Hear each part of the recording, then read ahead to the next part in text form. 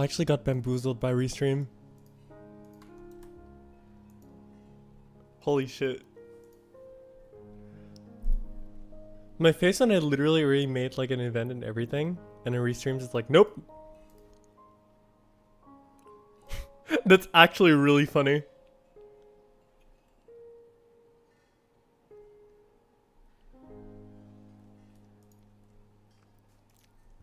Now I actually have to find how I can actually fix this, because that is not a very cool issue, so to say. Wait, how's this even looking on the channel right now? Does that mean I literally have like almost 2 streams going now? No way.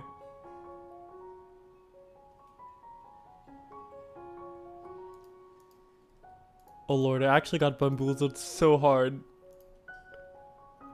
That's not cool.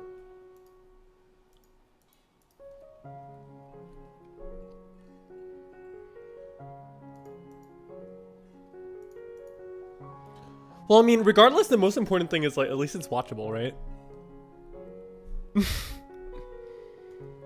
How am I? I'm actually doing really good. Hold on. Let me actually try to fix this thing real fast.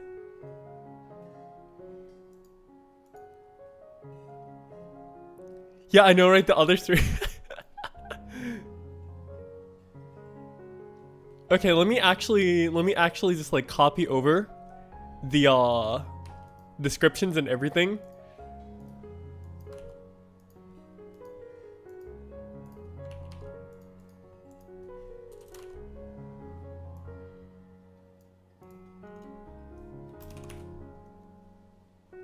Okay, now I can actually upload the thumbnail properly. Beautiful. And now I'm gonna delete the old one because there's no more point in having that one. So now I save that, and then I refresh this, yada yada yada yada.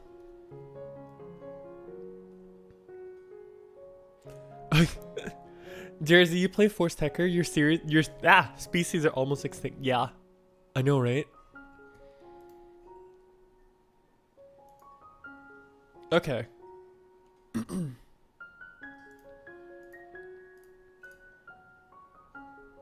Understood. Alright, perfect. I think this should be totally okay now. We should be totally okay now. Yeah, I know it's super late for you guys in the US. Sorry about that. Although it's like basically afternoon for me, so it's like a really good time. I'll probably stream earlier tomorrow though. For real. Now see, like, Phantom and Force Tekker actually plays quite differently. When you play Force Tekker, it's a lot more like a slower paced class than anything.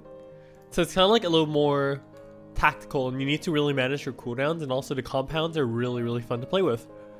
Now with Phantom, you basically only have the regular casting, because your Phantom Rod PAs are not as powerful.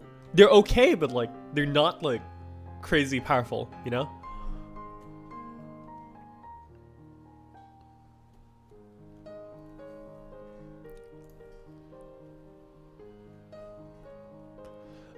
If you're playing Phantom, regardless, you can do T-Attack, but it's highly recommended you do a pure Dex Mag, so you can actually play everything.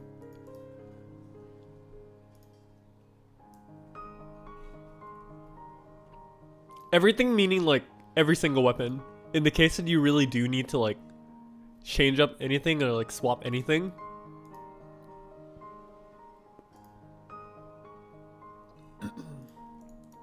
Nice and early in the UK. That's fun. Also 3:48 a.m. in Virginia. Wow. That's really late. Oh yeah, on the East Coast it's like, on the East Coast of the United States, mostly it's probably near 4 a.m., isn't it?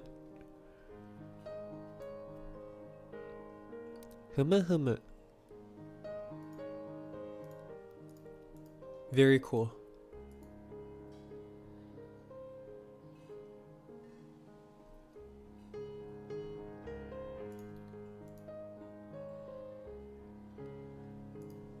Alright, now this time, okay, now all the streams and everything is actually proper now.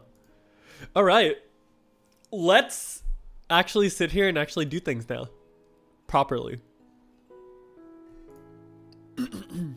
Now we can actually just sit here and just do things. And answer questions and lots of things. While I actually ping Discord to be like, hey. Live for around probably 2-3 hours.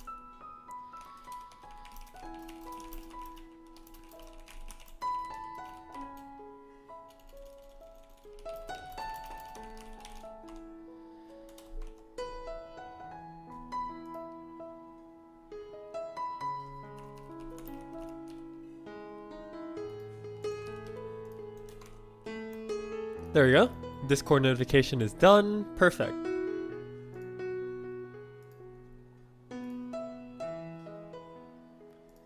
Alright, so anyways, how's everyone doing? Like, how are you guys' day so far? Pretty cool? Pretty okay? What's this game? This is Phantasy Star Online 2. Fashion Star Online 2. That's true.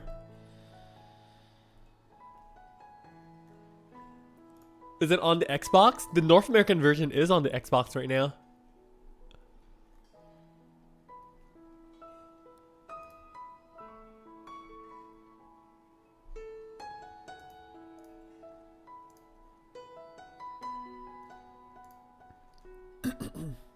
He just woke up, it's 3. Wait, why do you wake up at that time? Also, Roa, hello. Welcome. Good, just chilling. That's really nice. Woke up feeling refreshed, that's awesome. Also, Supersonic, thank you so much for the host, by the way. There's like some weird things with the cloud API right now, so actually all my notifications and stuff are not working as intended. Like, for example, if I do a test over here, right? For example, that. Yeah, no, that doesn't work. It actually literally doesn't work right now. Oh my god, I'm so sad.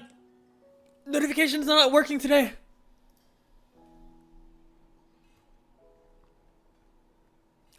But yeah, the official PC version for North America is late May is all we know right now.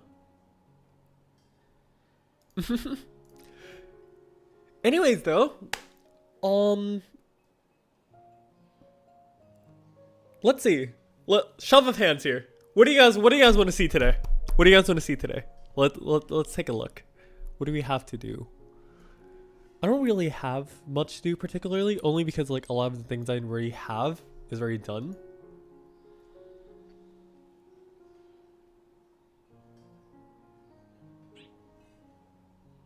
Do you have a good bouncer build? I have a decent bouncer build.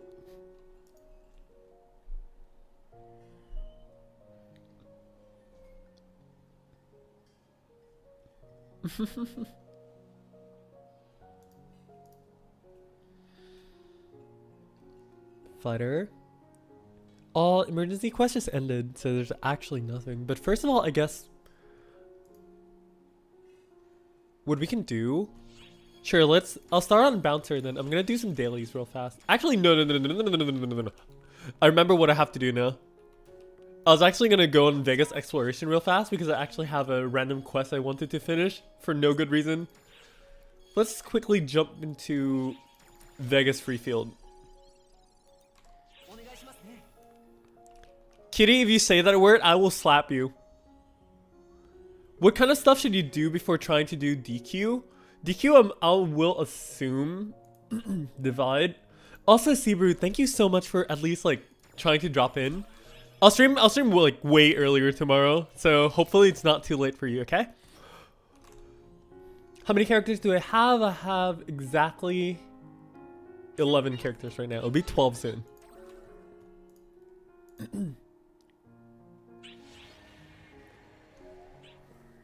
Like character skins? No, there's no like character skins or anything. You basically just have to like make your characters, get all the fashion and everything like that. Like, not like everything is preset. You can just do like everything you need to.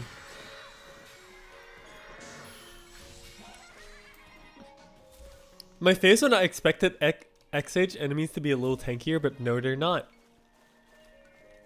Freaking Las Vegas spawns are always like this.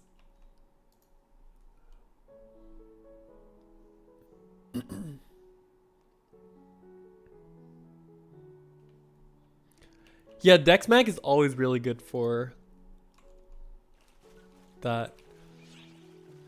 Also, these spawns are really delayed right now. That's not cool.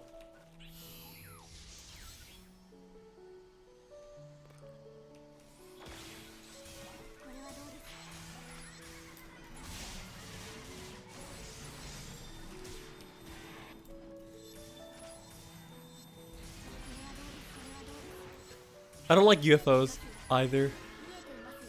Okay, at least the spawns are fixing itself now. Very good.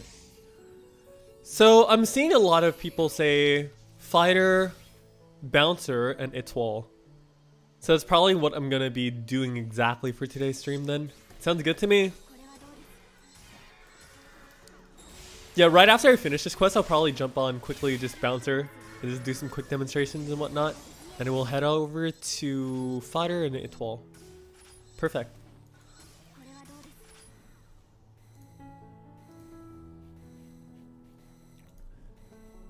Now here's the thing, when it comes to PSO2's North American release, right?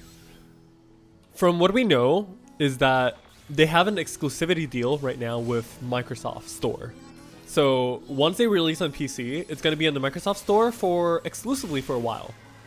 I don't know how long it's going to be. Some people say it's going to be a year, some people say it's going to be a month, some people say, I don't know. There's no confirmed sources, so don't like just believe anything that everyone says for now, at least until we have like official confirmation.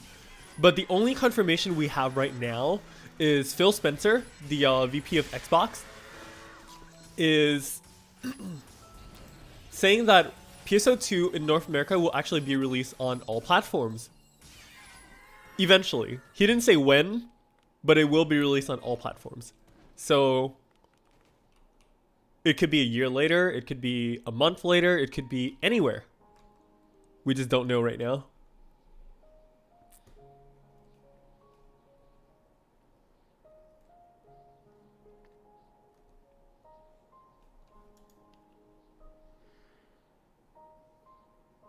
The vast majority are like 6 to 12 months. Definitely sounds about right. But yeah, I mean, the thing is, like, I really wish that they would have just like released everything right off the bat. Only because it's an MMO, you know? There's a very big problem when you start off an MMO with like a different group of people focused on like the MMO side of things compared to like, hey man, we have a first group of people and then we're gonna have a second group of people. Because right now, there's banners for like fashion and all the rotations and everything, right? Imagine, for example, you're a completely new player on the PC that's going to be playing this game next month, at the end of May, next month. Imagine if you want to get the fashion that's available right now, and it's not going to be in rotation anymore when PC arrives. So you're basically at the mercy of Xbox players ruling the market. So basically they're like overlords to you guys.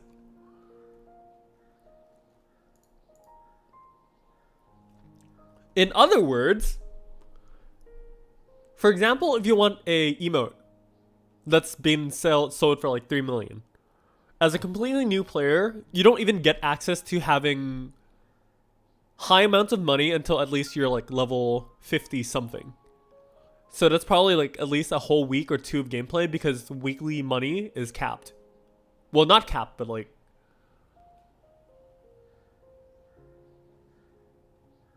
how do you say it? It's not, it's easier to make money weekly because like the big chunks of money are like just given to you weekly. Missing the fresh start of the server is a big, yeah.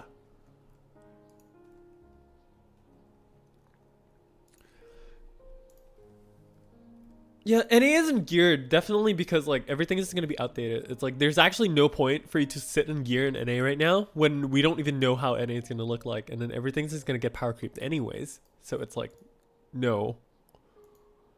Kind of doesn't really work like that.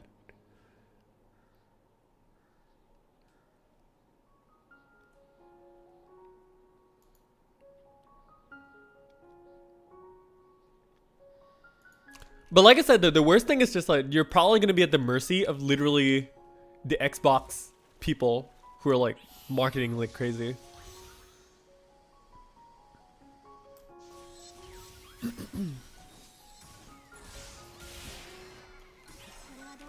I'm not a big advocate of saying things are bad or anything of the sort like that, but I really don't think that the exclusivity deal and everything is a really good decision for like the health of the game and the player experience, really.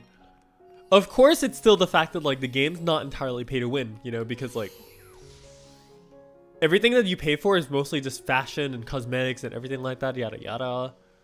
But at the end of the day, you know, fashion is over half the game, and that's exactly what people care about, right? So, and also at a certain point, especially when NA is not really relevant in terms of gearing and everything like that, there's actually no point in time at all right now where people have to focus on their gears and everything. So all the money should really just go to fashion regardless.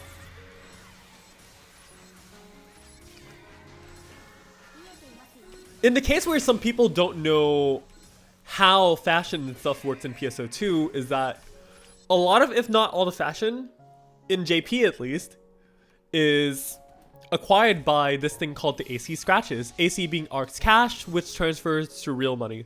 So you basically buy fashion with real currency, and then you can sell it on the player market, which makes it a lot more free-to-play friendly because you don't have to spend real money to actually get fashion. You can actually just work with money in game and then just buy stuff that other people sold, which is very cool, right? But for North America, some of the money and some of like the fashion stuff and whatnot is actually set back behind like mission passes or battle passes in North America, and the stuff from the battle passes are not tradable, right? So you actually have to buy the battle pass.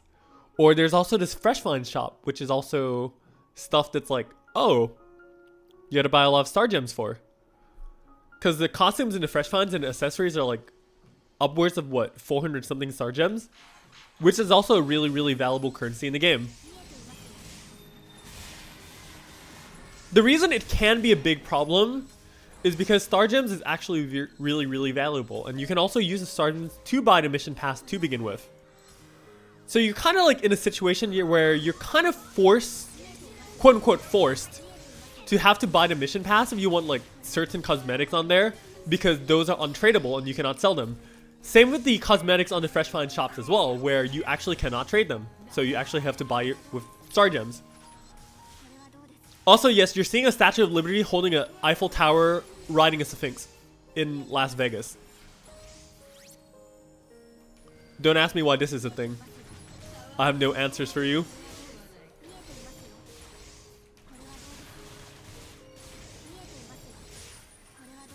Can you please not throw money at me? Thank you very much. Well, I want the money, but not the one that damages my soul.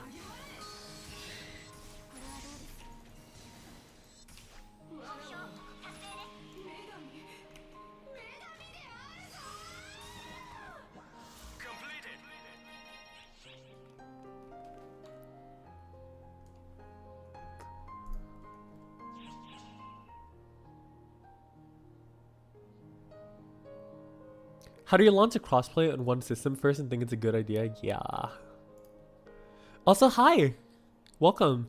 And yeah, I know the like chat and stuff isn't showing up right now because like there's like some cloud API errors right now on the stream stuff. So I don't have my stream notifications either, which sucks. So what I'm going to do instead is I'm going to shill Pocari. I'm going to put Pocari Sweat right there and put another RC. So that's 2 RCs. Very cool. If your clothes aren't good, you don't have, it's a DPS loss. Hell yeah, dude.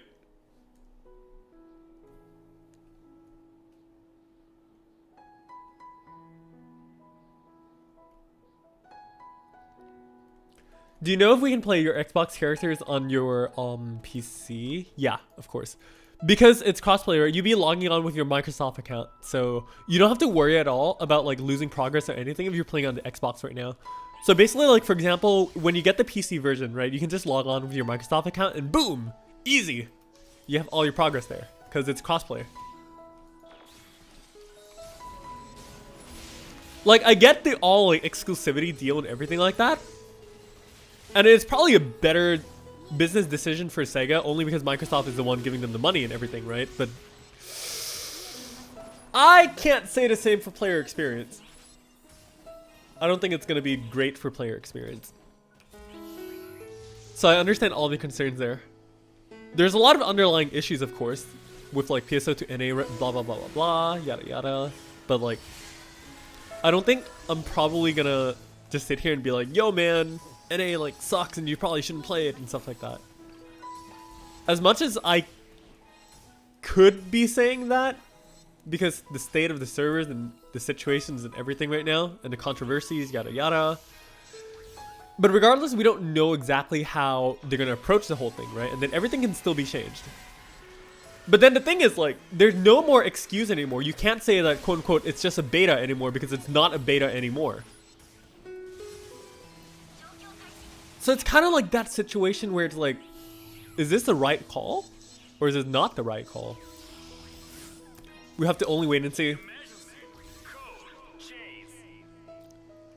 I've been in contact with the community guys over in NA. I love them, by the way. They're all really, really great people. Like Nathan and like... There's like 4 people running the community team in North America right now.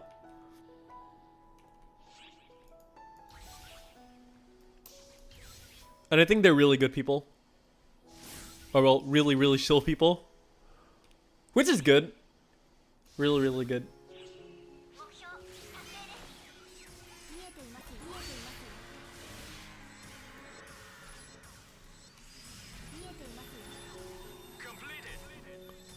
Okay, we're gonna get rid of these UFOs and we're gonna get out of here.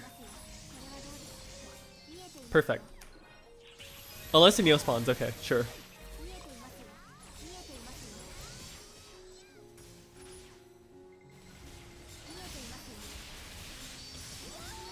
Mm-hmm.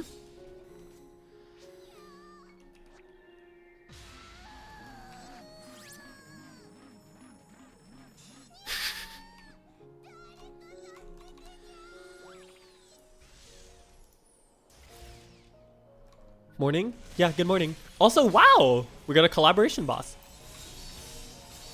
Cougar NX, haven't seen you in a while. And probably won't see you again for like another 2 years.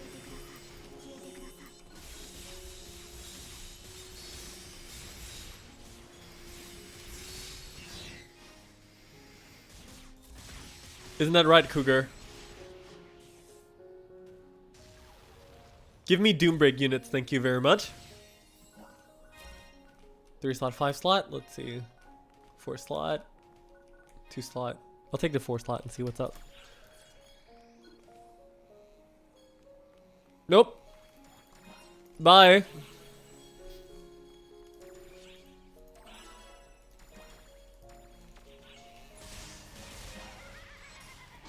Alright, let's get out of here. When do you use Shift Kugel? Wait, is Kugel the... Hold on. No, you don't use Shift Kugel. It's actually a really, really bad DPS. What do you want to use is this one. This one, you do that twice, and then your third auto. It's basically the highest possible DPS for Rifle Phantom, if you're interested in that one. Don't do Shift Kugel.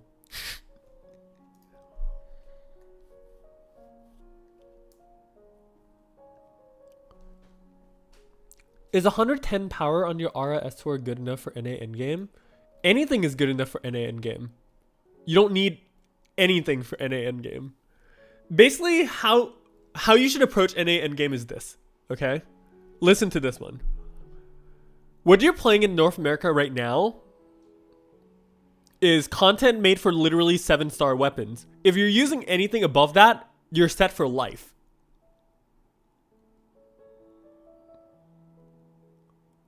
Like,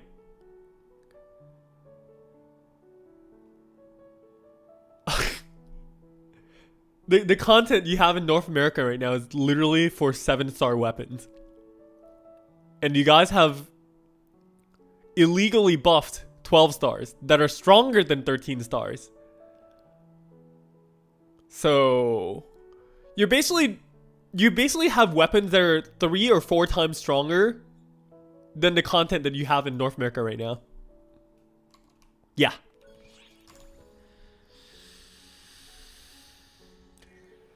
So honestly, you really should not worry about gearing at all in North America because it's basically worthless to gear. Use your money on fashion and you have a much better life. Trust me.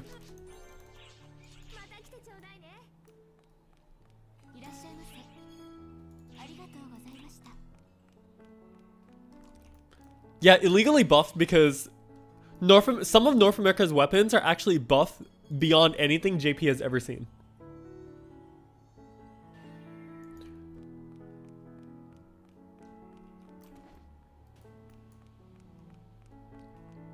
Like, in a really, really bad way, by the way. Like, stuff are not supposed to be that overpowered, especially not early on.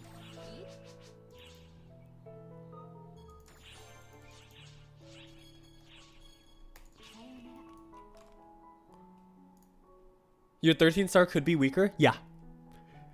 Piece of art's trash! Oh my god. Can you guys not? I know it's Cam's fault. Cam, I hate you. It's such a meme. Also, I know my stream notifications are like broken right now, but still. Z? No. Zwerf, no. Zwerf, stop that. Zwerf, stop that. No. Zwerf, stop. Stop. Stop. Stop. Stop. Stop. Stop. No. No. No, Z. No. Broken playthings are useless to me. Piece of art's trash. Oh my god.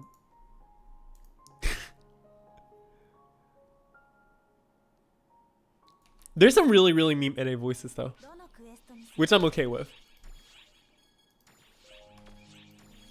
But first of all, let's quickly run over Train Ghidorah. We're gonna be finished with Z's client order, and then lastly, we're gonna switch over to Bouncer. Very cool. NA voice is wanting over for the memes, of course. NA dub can be really funny. There's some really meme ones. Dude, Cam, guys, I have to say, I'm actually really, really proud of North America for one thing with the voice dubs, is that they actually did not change Huey. There's one exact specific line of Huey, which I'm such a big fan of, and I'm so glad they didn't change. When you meet him in the fields and everything like that, in like some of those events, right? When he leaves, he says this one line. And the line is, "I can sense the photons in distress. I have to take my leave now." Something like that, and like he just leaves super dramatically. And I'm just so glad that they kept that line in. "I sense the photons in distress." Very cool.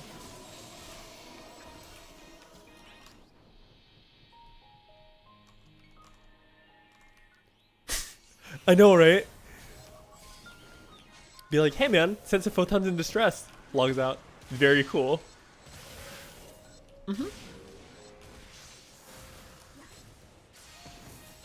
Also, Stall, get on and carry me in Divide. We're gonna 2-man this. Because we're bored people and have nothing better to do.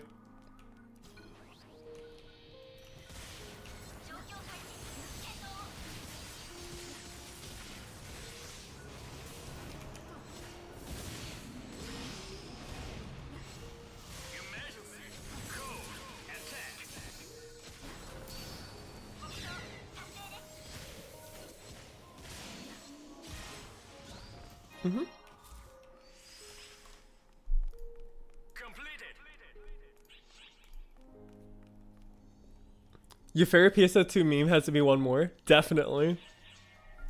One more! Are these Dio steamrollers? Yes. Oh my god, yes! Dude, Cam! Whenever you get Tokyo, you can actually meme JoJo's now! Because there's actually road rollers on the map.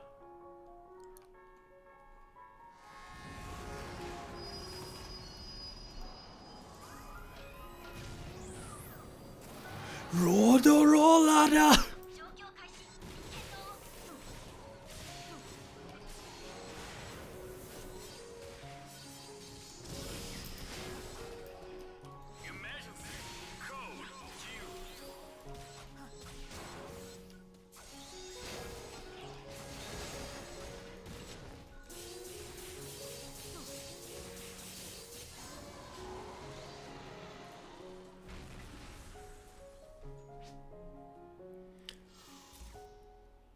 Yeah, no, don't worry. I was like watching the stream and stuff. Oh, don't worry, Cam. I'll see you tomorrow morning. Take care, my dude. The best Tatsuya Kirihara voice. Kakihara, sorry. You auto chat the streams ora ora? How long did it take me to get to this level? I mean, I have like 20k hours of playtime, so like 26 actually. Most of the time I just like chill. So honestly, don't worry about it too much. Most of PSO2 can be described very simply in this, right? So if you had me to describe PSO2 scaling, it's a game basically that has a place for just about everyone.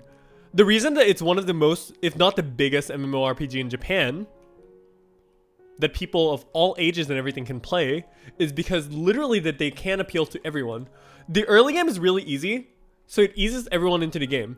There's a lot of people who are adults or kids too that do play the game, you know? Like, it's really easy for everyone to ease in. Very cool. Some of the more like advanced players and stuff are probably going to be like, but the early game's so easy. Which is why there's the mid game. The mid game being the normal, typical daily casual grind where you don't have to be too serious with anything, you know, and just like chill, you know, yada yada. Also, Calran, I'm not going to get to that yet. Shush. Okay? No. While the end game can actually be really difficult. And then you actually need to, it's kind of like more appeal to the people who actually do dedicate the time to practice and gear. So that's about it. So there's kind of like a place for everyone. But you know, as long as you don't dabble into like those like costume stuff and everything, you're totally fine, right? Like you're fine. You're fine.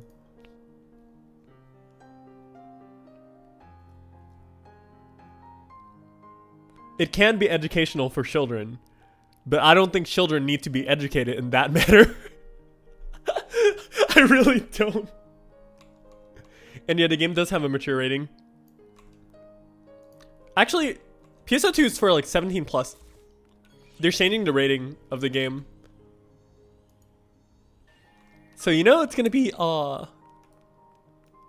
more than what you might think. But see, here's the thing. According to like the previous interviews and surveys and everything like that, they did say that most of the enemies, well, most of the players are like middle to high school students.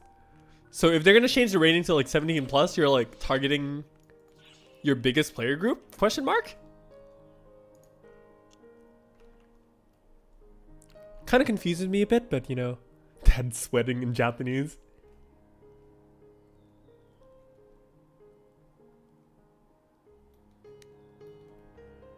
What's the best mission for Meseta?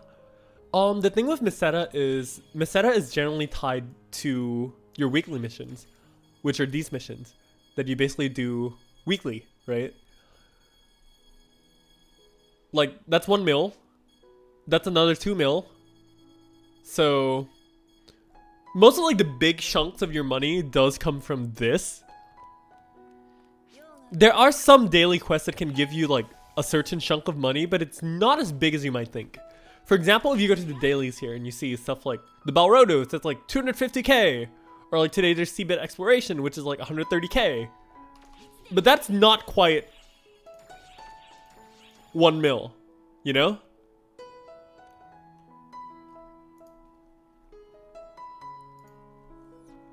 Not quite 1 mil. Not quite 1 mil.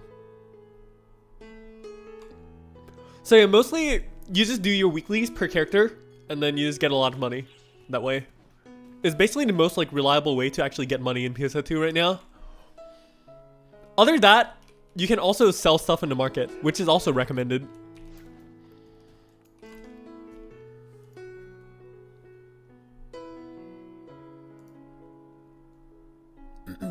What's a gender split? If I recall correctly from the previous survey of last year, something around like actual player gender, okay, from the surveys, around like 30% of players are actually female. Or so.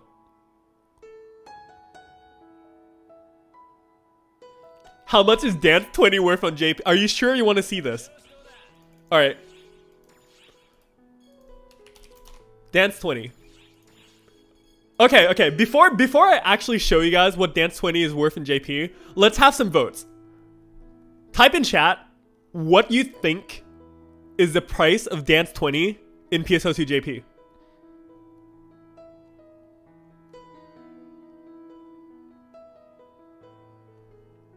Also, Sabata, I'll actually get back to your question in a short bit.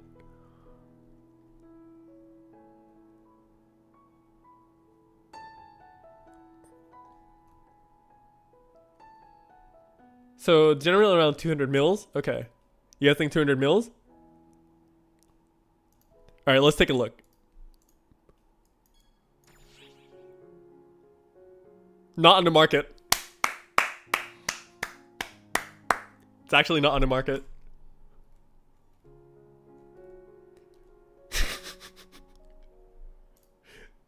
It doesn't exist anymore. The Dance 20 is actually extinct. Holy shit.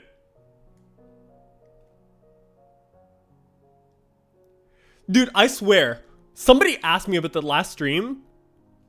And it was actually around 200 mil. I checked it. There was like 3 for like 200 mil. But now it doesn't exist anymore.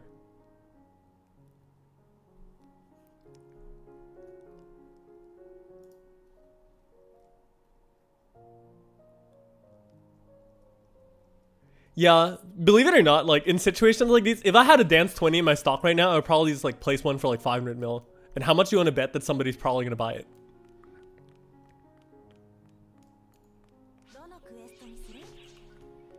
Just like how I place some random items on a shop sometimes and then like, oh, it doesn't exist anymore. People just buy it. There's like this one Mercuro baseware that's not safe for me to show on stream, but it was worth like 100 something mil before it went extinct on the market. And then when it didn't exist on the market, I was like, okay, I'm gonna place one down for like 400 mil. Let's do it for fun. And then, you know, I placed it for 400 mil. And someone bought it. So I'm just like, okay, yeah, sure. I'll take it.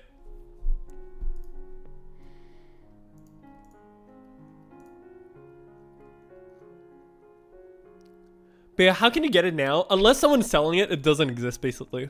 So you basically just have to wait until SEGA says like, hey, let's revive the item. So it actually comes back into rotation. Basically that. You're at the mercy of like SEGA at that point. What other items should you hoard with in North America? This one.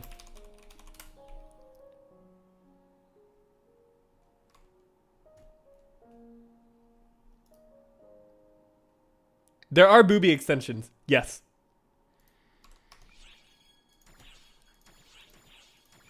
Don't ask me why there's booby extensions. There just is. Oh, sorry. Maybe I should say like titty extensions instead. Because it's safer to say. Is it? No, I don't think so. Sorry.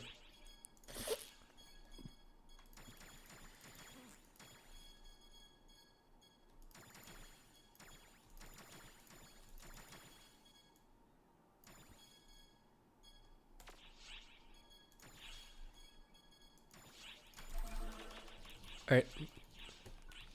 Time to switch to Bouncer. Bouncer, bouncer, bouncer, bouncer.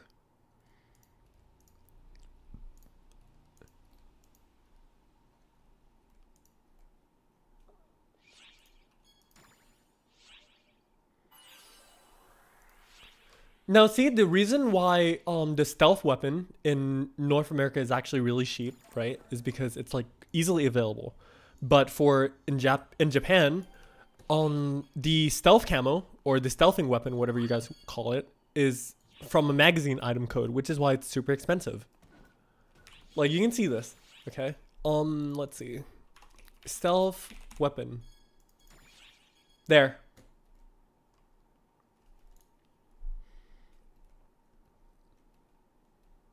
There.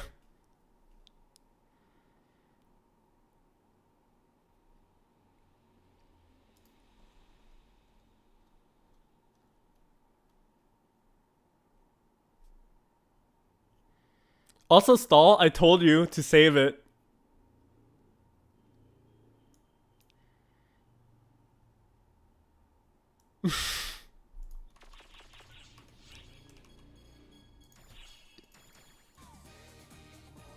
Oh yeah, there's this lobby music. I just remembered why I muted this game.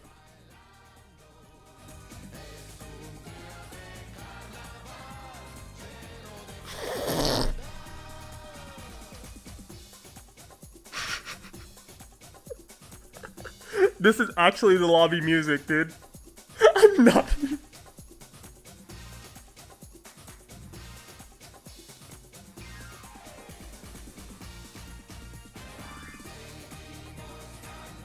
Yeah.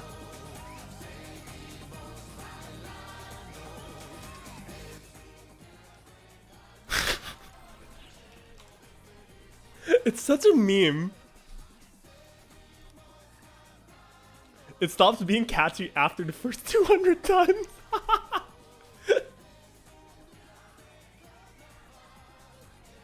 Now see, like, I don't understand. I actually don't understand why. No, also stop not coming to 37. You come to me. But yeah, this is the Easter lobby music. This is actually the Easter lobby music. Let's crank it up. We'll do a small dance in front of the Easter egg.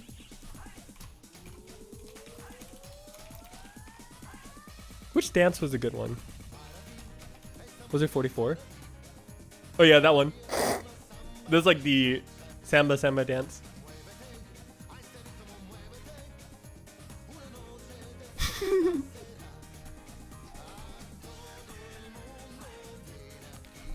This music is so meme.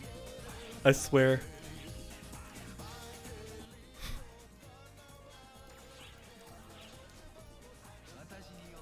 Alright, let me gonna grab some team buff.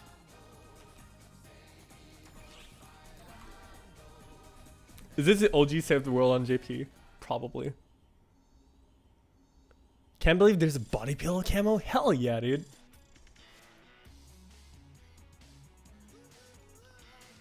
Oh, also someone said something about like the Fate Spear earlier. Gay Bolg. Yeah, there you go. There's your Fate Spear.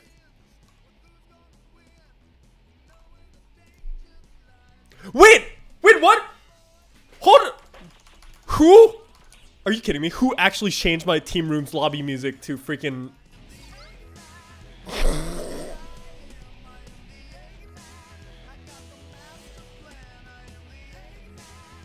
Since when was my team room's BGM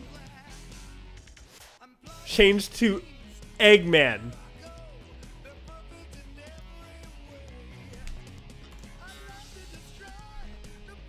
You've got to be kidding me.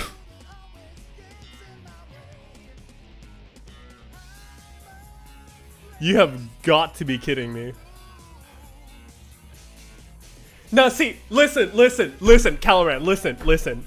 I closed my game's BGM, okay? Since this Easter lobby started, I do not need this lobby music in my life.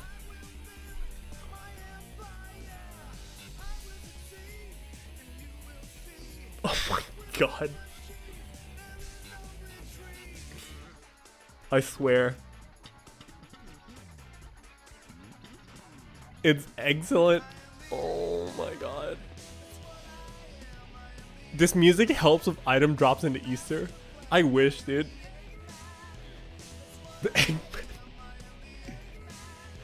No. Listen, Cowrat. No. I have music off because I don't need to listen to any of that, okay?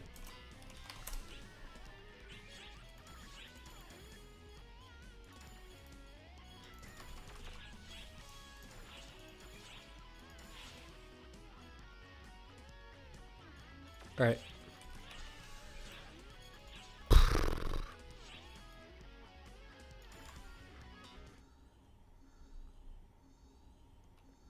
Praise the egg and shout out to Jim Carrey. Although for real though, I actually did hear a lot of people say that the Sonic movie was actually really good. Have any of you guys watched that yet?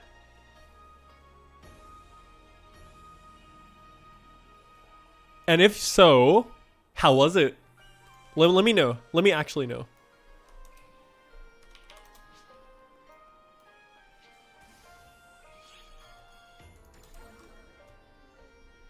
Haven't seen it because reasons. Yeah, understand.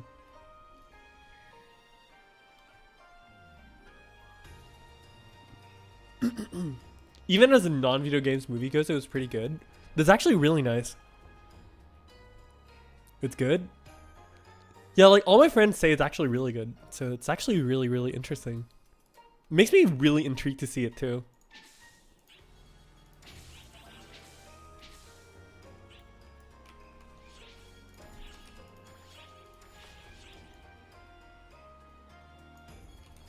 Oh yeah, this baseware makes me look super fat.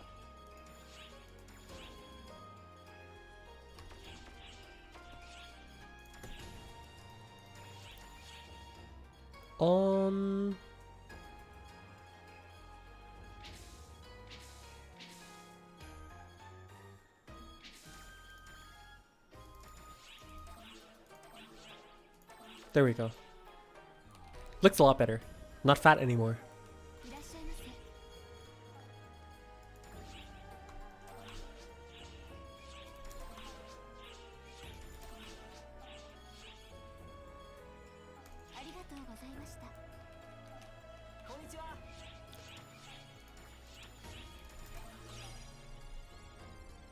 The Xbox jacket made your character look pregnant. Some costumes actually do that.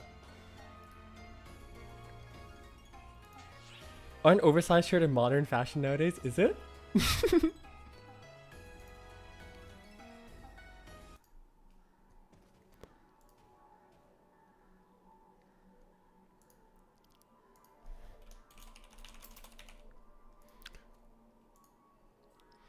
Oh yeah, by the way, I want to tell you guys something funny. You know the latest mag video that I posted on YouTube, right?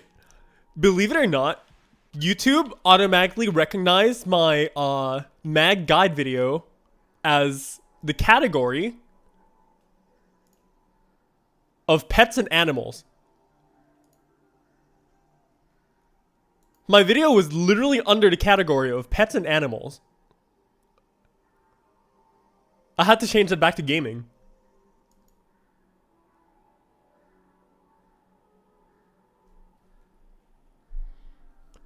What orbs do you need to look out for when you're doing Piper? Any orb weapon that you need. Like for example, like I have the orb double saber, orb katana, orb yada yada. Basically just the orbs you need to get the stills and whatnot. You don't have to worry about it too much. YouTube sometimes labels really awful videos education. Yeah, understand. I don't want to know why, but it'd be like that sometimes.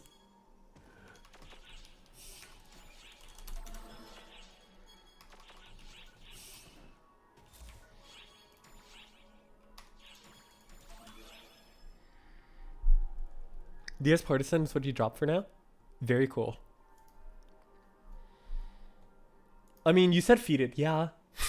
Mag lovers seeing Mag God, yeah. Feed custom this to my dog. That's funny. What camo is that? Oh, this one is the La Belle Mer, which stands for the bottom of the ocean, I think in French. Anyone who can speak French right now, please like skewer me for my horrible pronunciation. You asked earlier, but is Fury critical a good skill in Hunter? Now, Fury is critical, can be a really, really, really good skill in Hunter because many reasons. You kind of want to reach as high crit as possible, but you also want to see if it actually fits in your build. You don't want to build a crit if you already have like 100% crit, right? So it really depends on you personally. So you really just have to like calculate it out. But yeah, I love this weapon. Probably like, in my opinion, the coolest like bouncer weapon camos is basically water blades. It's also for jet boots as well. Check that out.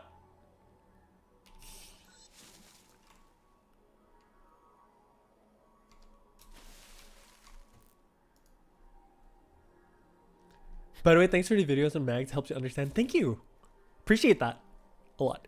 Anyways, I'm just gonna disclaim this, and if anyone comes on the stream and asks me later, you guys can help me answer. But this is basically endgame JP content, like the newest and latest JP content on like an endgame, and I'm playing on Bouncer. So now that out of the way, let's get to it. Boom.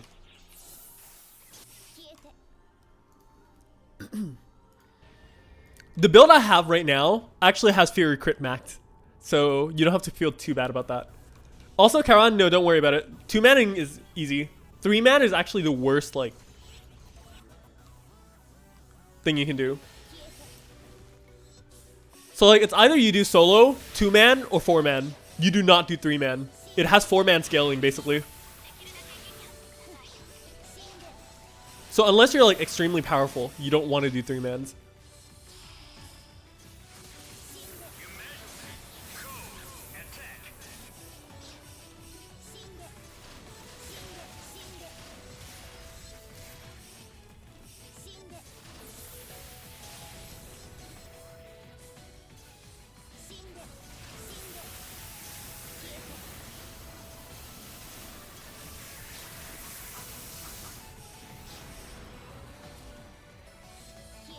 Alright, we're gonna pull these guys in. Come over, please. Thank you very much. There we go.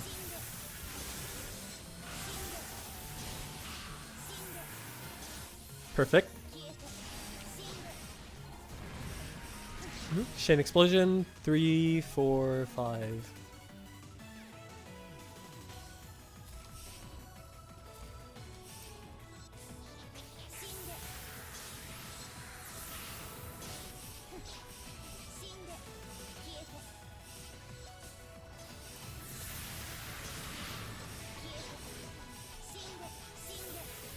Oh.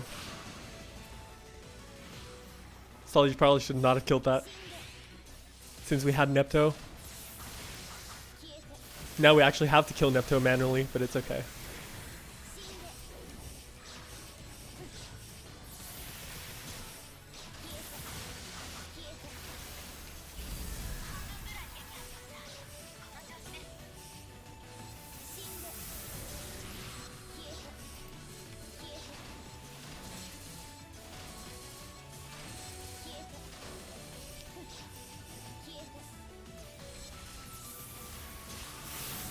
Nice. Now here's an annoying one, Meduna. Kinda wish we had the other one, but it's okay.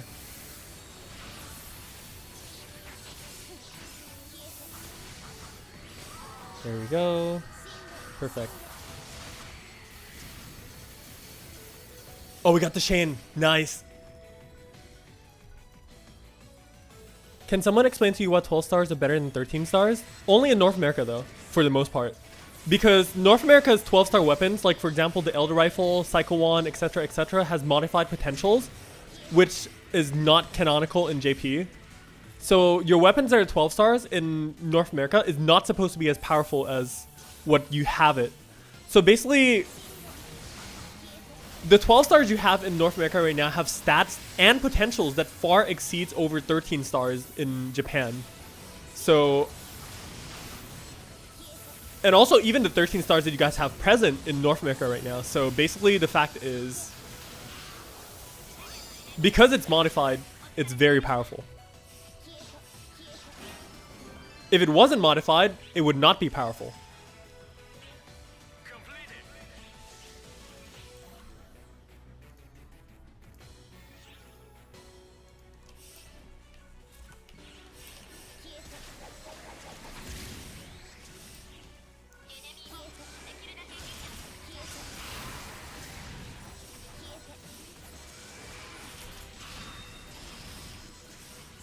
Serpent Blender is broken, by the way.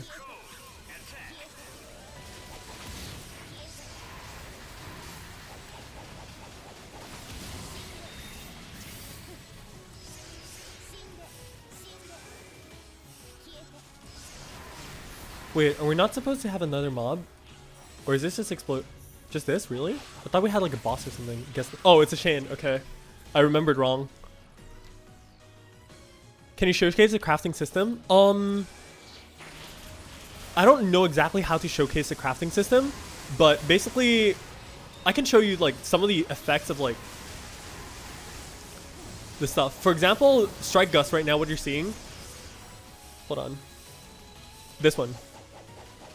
This is the crafted version. Basically, you can go on for like forever because it changes the behavior of it. In North America, it does only 5 hits. So basically, it's much stronger because you can actually like max it out.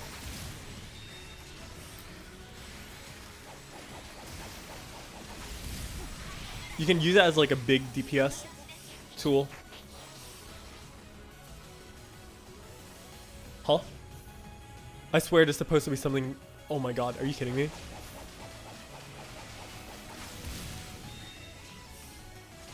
Yeah, we messed that one up badly.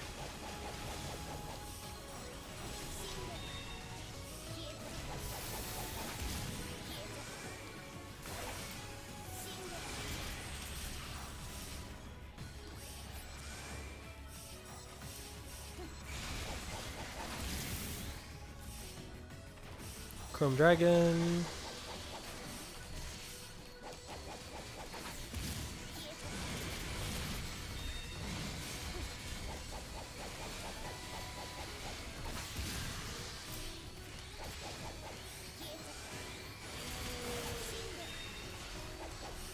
And then 700k Vinto. Easy.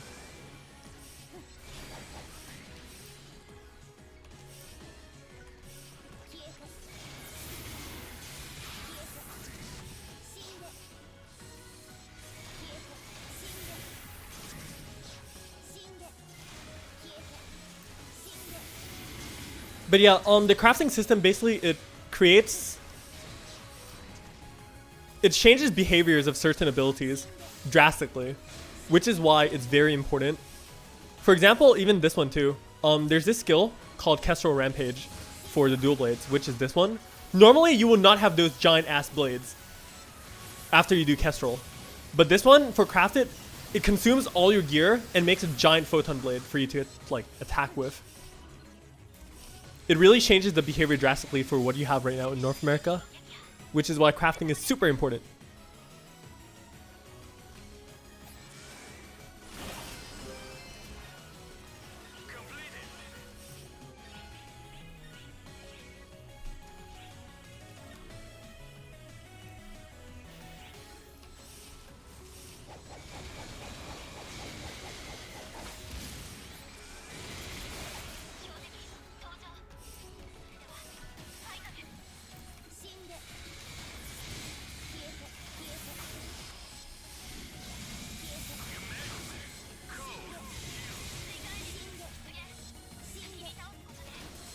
For Divide, just make sure that you actually kill the enemies literally on spawn. So like, for example, you see like, oh hey, it's a sorcerer guide thing. Kill it immediately. Because the spawns are actually time-based. What that means is that if you don't kill it, the next one's not going to spawn. There are certain timers for spawns as well.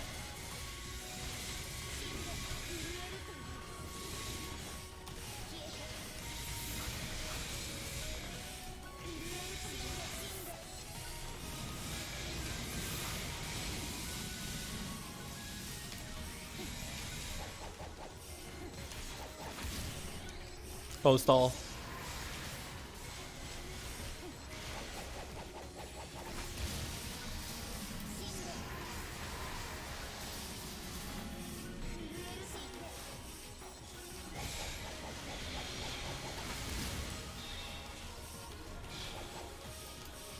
Damage barrier shenanigans.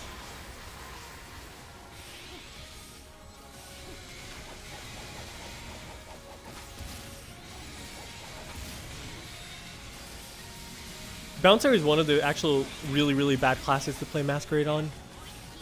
Only because the limited move set pool.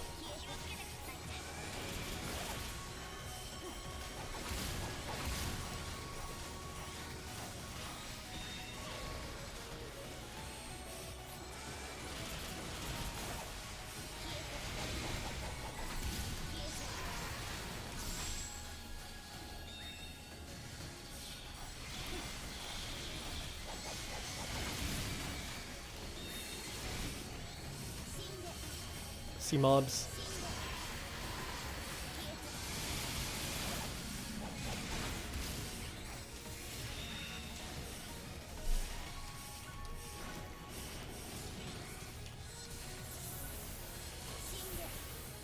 There we go.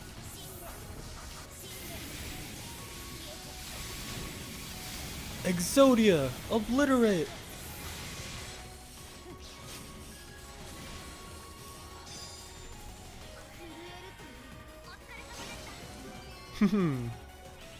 Very cool.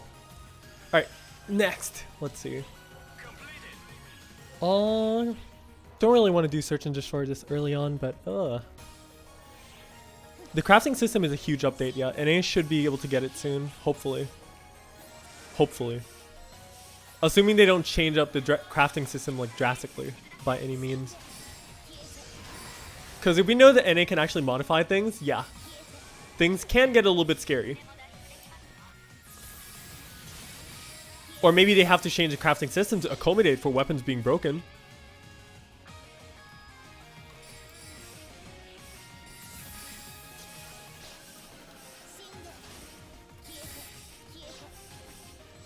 You used to play Bouncer, but your lizard brain can't keep up. Now, the thing is, like, Bouncer, honestly, is a very, very well-designed class, in my opinion. It has a very, very high skill cap, and also a really low skill floor. So anyone who's not as proficient can actually really just play it, because it's actually a really simple class. But anyone who wants to reach the highest heights of playing Bouncer can really, really test their skills and test their mettle by really playing it at the highest level.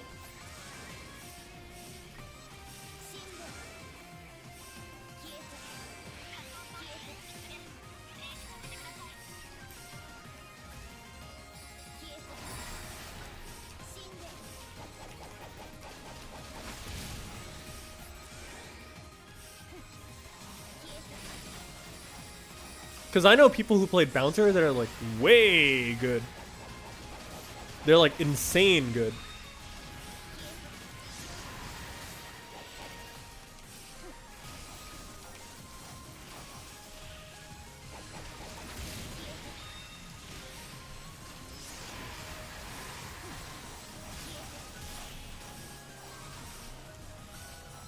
Oh, device. There you go.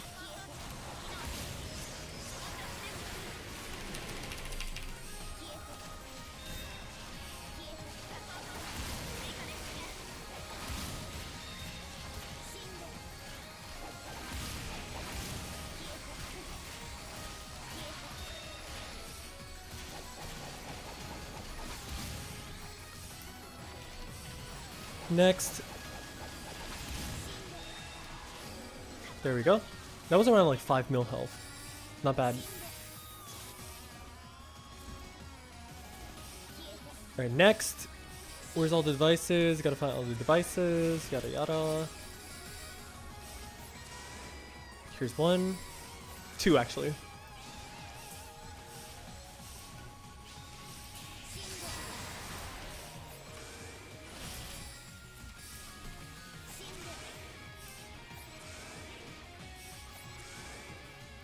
Three minutes now, rain's coming.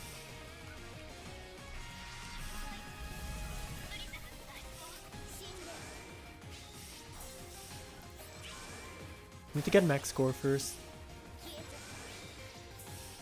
8 devices now. This is completely the wrong way.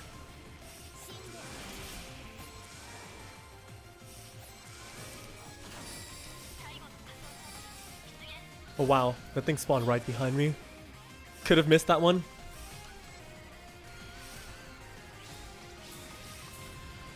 $10. 20 seconds left.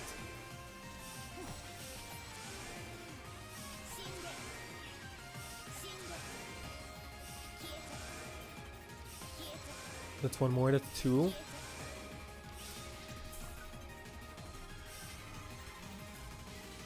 Uh-oh.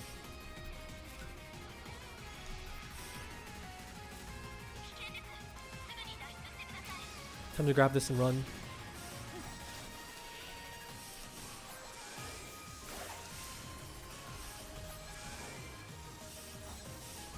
Wow.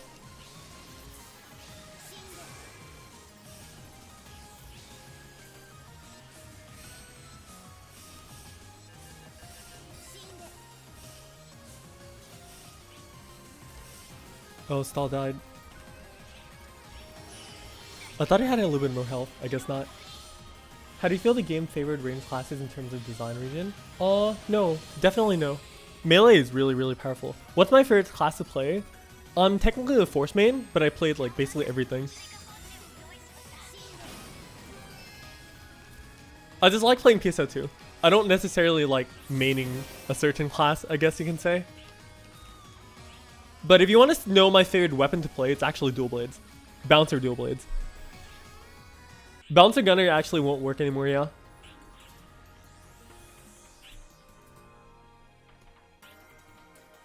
What sub job am I? No, this is just bouncer hunter. Very standard.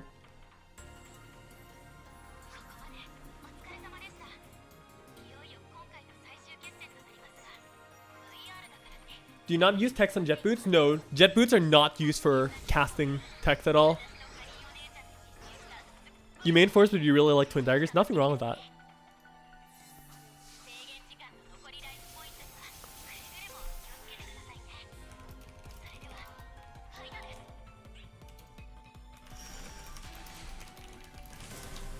What about D-band?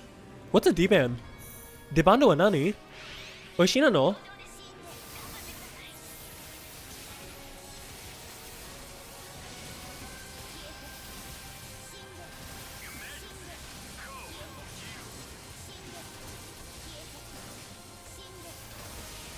Alright, so what boss you're seeing right here is the Grav Executor.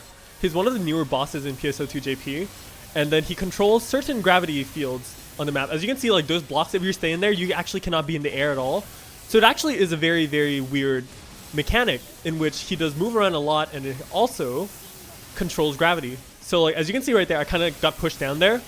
That's because his gravity control.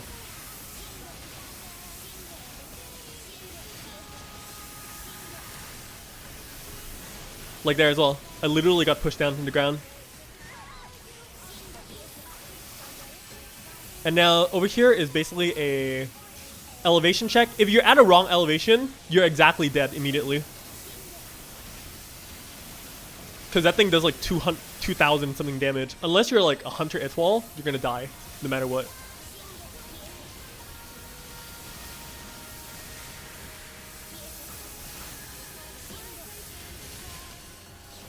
Ground AoE, no problem.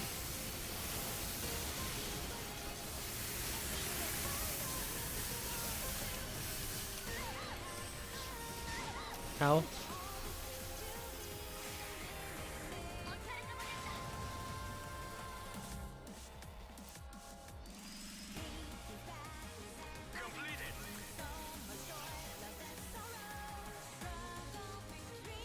Text is bad on jet boots? Yeah, you don't do damage at all for casting text on jet boots. Don't worry, you guys will see a much harder version of this guy later. Like a significantly harder version of that guy. This one's like the easiest possible version because we're starting on step 1 right now. So we're going to be going up. Gotta climb that ladder. It resets every week, so we just gotta keep going. You still use text to only change elements, and that's about it. I forgot to pause boosters. Oops. How am I doing all those hits? I mean, I'm just playing the game, right? Summonar's EXP boost is only double the amount of EXP gained normally. So normally subclass gains like 20% EXP, right? With the Summoner boost, it means your subclass gains 40% EXP. It's not plus 100% as you think like that. It's double of what's given. Also, sorry if I'm not too responsive to chat. I'm trying to focus a little bit more in the game. I'll try to read chat more though. Sorry about that. Oh wait, you know what? I can do that. I'm just gonna leave Stall to do all the heavy lifting. Okay, Stall, you can take care of the game for me while I read chat.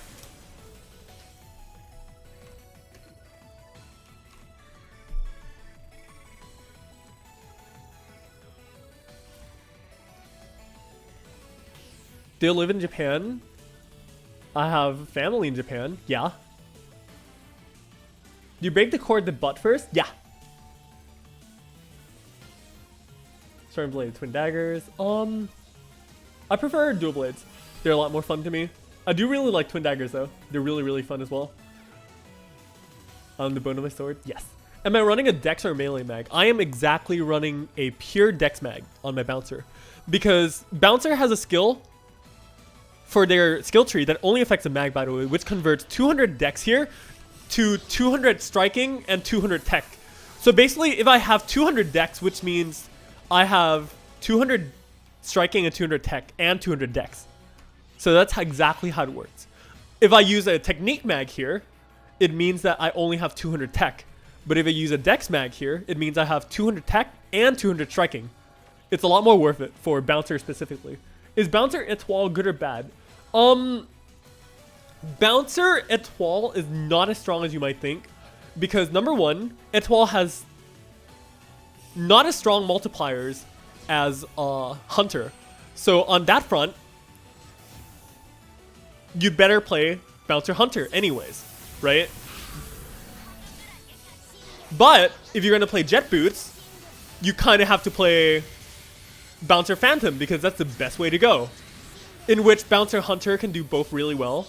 Bouncer phantom can do both pretty well.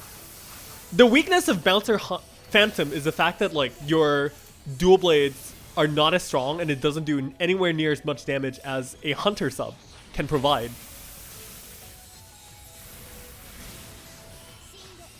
Not saying that it's bad, but having hunter sub for dual blades is significantly better.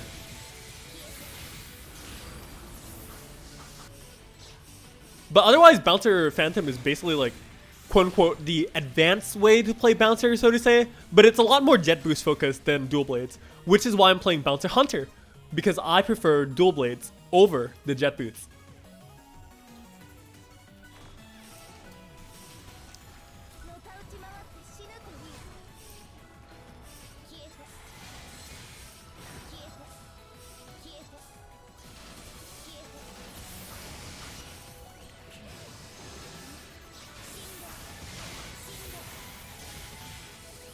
Hope that explains a few things.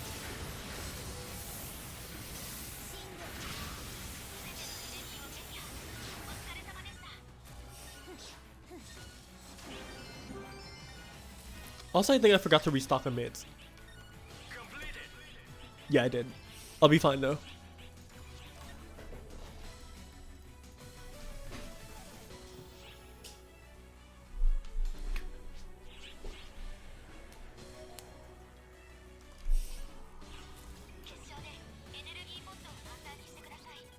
Yeah, Bouncer Phantom stacks your mag like that, but that raw stat doesn't beat multipliers. Because the more stat you have in PSO2, the more diminishing it is. For example, if you see here, I have like what? 5,000 S attack, right? Basically, because I have 5,000 S attack, even if I have 200 more stats, it's only 4%. It's not even 4% more damage. It's not even 4% damage. So regardless, the multipliers of Bouncer Hunter is still better.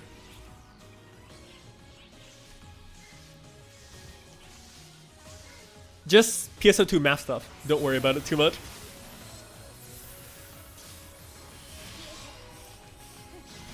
Although it's not like that significant to the point where it's like unplayable or anything like that, but it's just Bouncer Hunter is better. And if you're going to be focused on one anyways, you might as well be focused on it.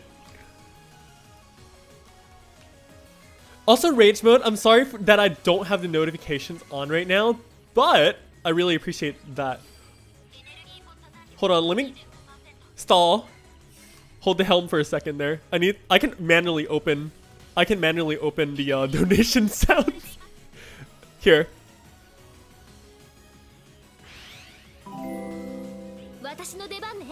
Wait, no, that's not the donation sound. Hold on. Which one is it? Not that. There it is.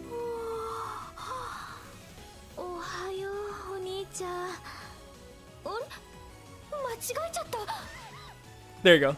There's the donation sound effect. Done. Thank you, by the way.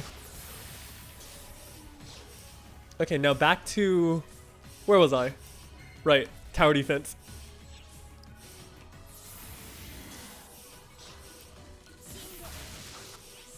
Alright, now back to collecting crystals.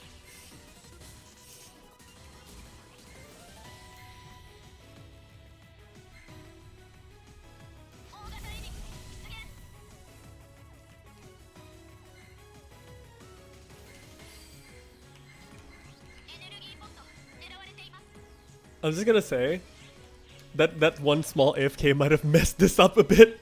We would have been done by now. Oops. But it's okay. More gameplay, right?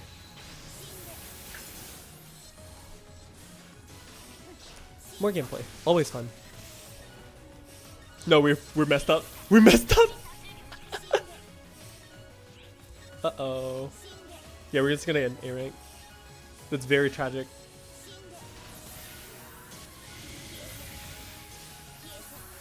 But it's okay, it was worth it.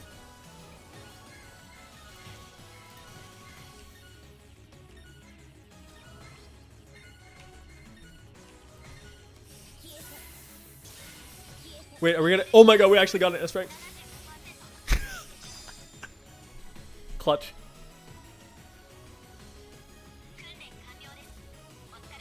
Is a Rod Phantom or a Katana Phantom better? Rod Phantom is way superior. Does Blame stall for not carrying? No, man. How is Bouncer Fighter? Bouncer Fighter can potentially do more damage than Bouncer Hunter, but it's not safe at all. That's the only issue.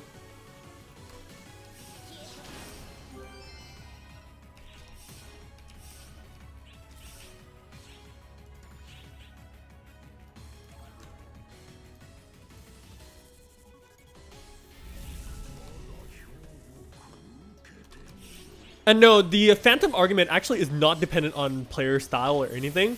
Literally, Rod just trumps over every single weapon available in Phantom right now. Like, it doesn't matter how good of a Phantom rifle player you're playing, right?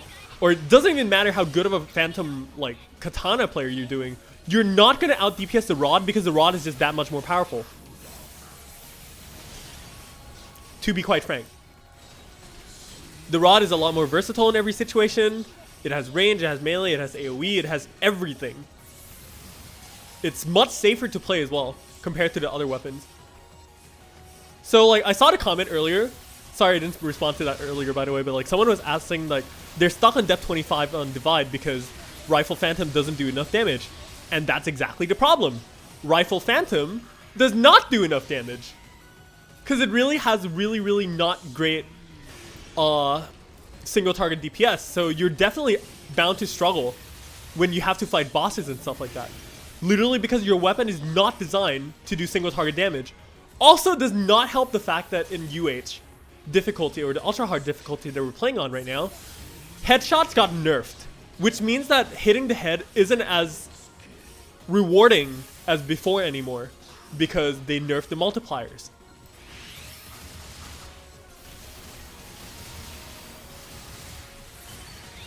Out.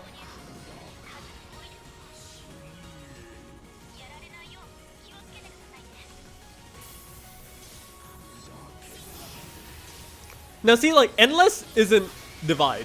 Endless isn't quite Divide tier content. Stuff in Endless, unless you're at like lap 3 or something like that, it's not really tanky. So like, you can use Phantom Rifle to clear stuff, of course, because they're not as tanky as this.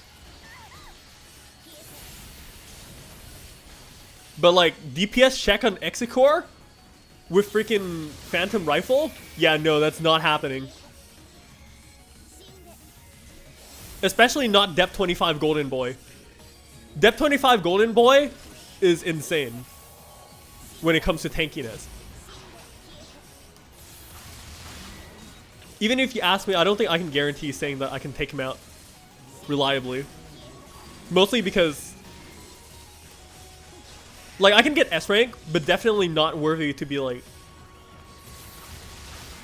a kill. Yeah, Depth 25 Golden Boy is just like, ugh. The only issue I have with UH Giger is that his freeze crystals are way too big of a range.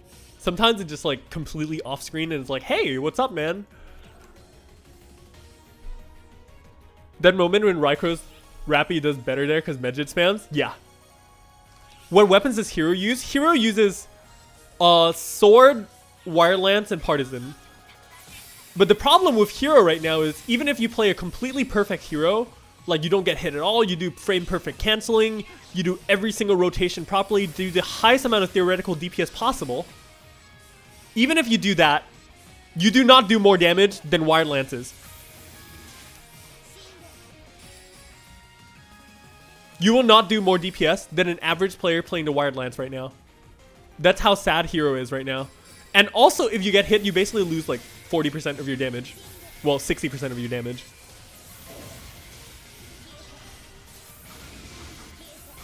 So, yeah, Hero right now is basically high risk shit reward. Or well, high risk meh reward. At best.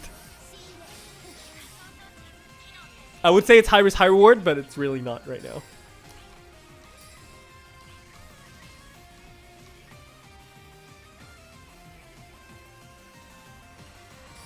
Wait, did he say Hunter? I was like super quickly skim reading. Wait, did he actually say Hunter instead of Hero?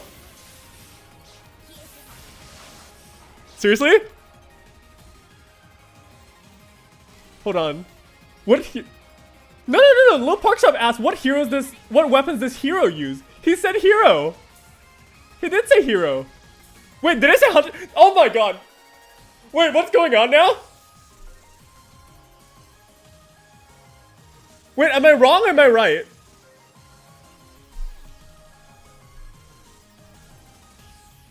Oh, I said Hero uses. I'm so sorry.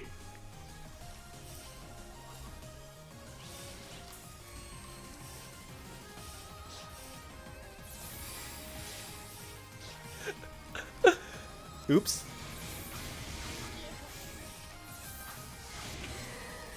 Oops. No, Hero does not use Partisan. Don't listen to me. Hunter uses Partisan. They're both the H classes, okay?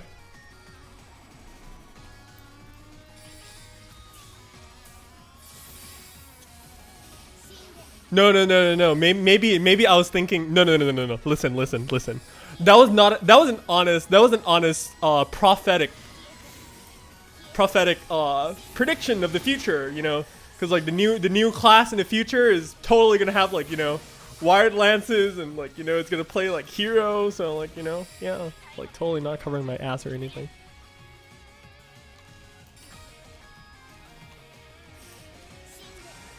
I'm sorry.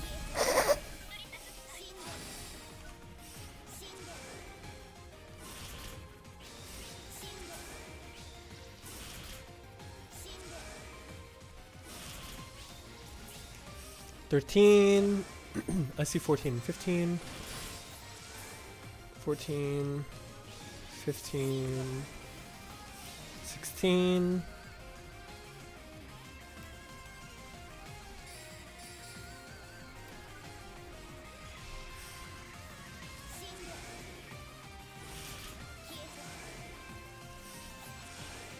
Oh, jackpot.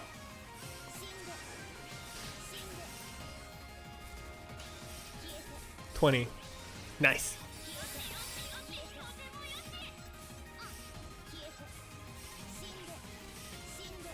Let's get out of here.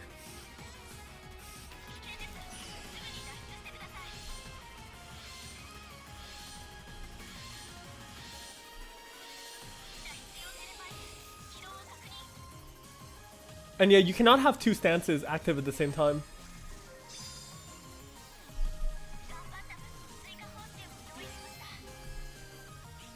Aaron's monologue on the last stage is amazing, yeah.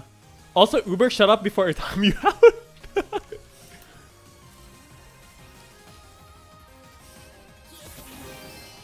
Need mates? No, I'm good.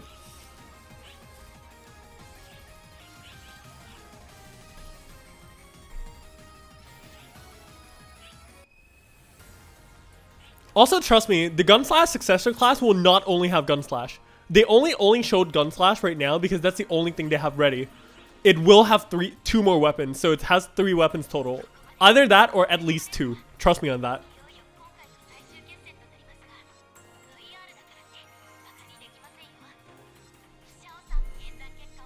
My favorite PSO2 crossover? That's actually a very hard one. I would probably say Monster Hunter Frontier Z though. I loved Elzelion.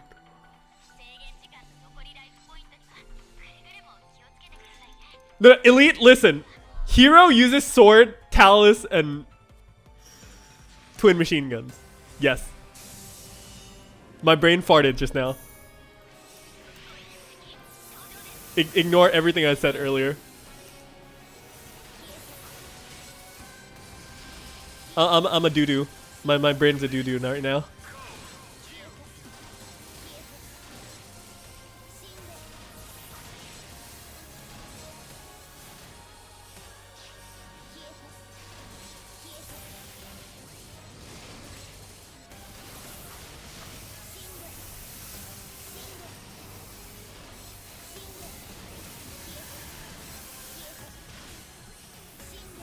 But yeah, when you break his butt thing, he changes into attack mode, which means that he takes more damage from the front core, but he's also a lot more aggressive in terms of actual gameplay.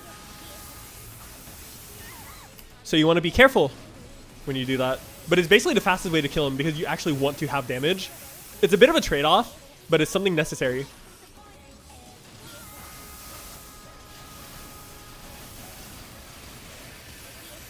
Uh-oh. Oh my god, stall saved my life.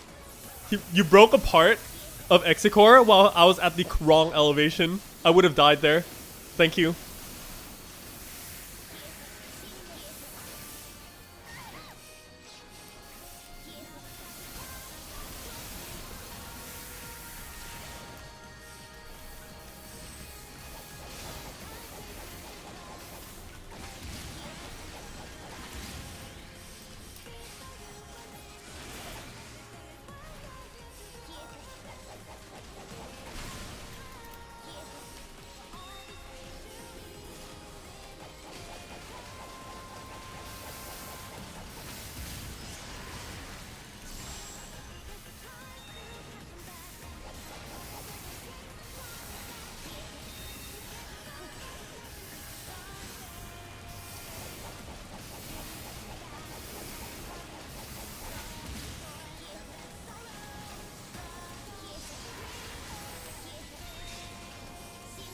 Ooh, 1 million Vintos.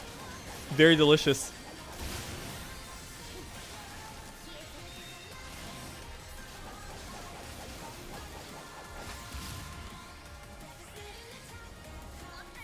Very, very delicious. Oh, oops. You guys didn't see my team chat. I forgot to turn it off. Oops. Yeah, nobody saw that. Nobody saw that. Nobody saw that. Nobody saw that. Nobody saw that.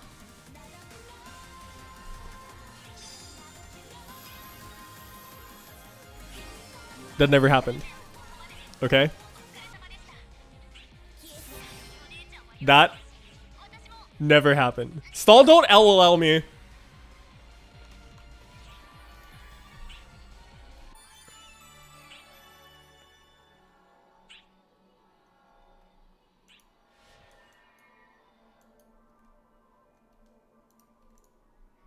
Is automate okay or a must? Automate is basically a must.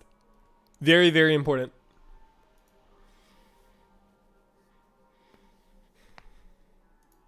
Is it better to get a deck mech for Phantom? Yes. Can I show my equipment? My equipment isn't anything special, to be honest. I can.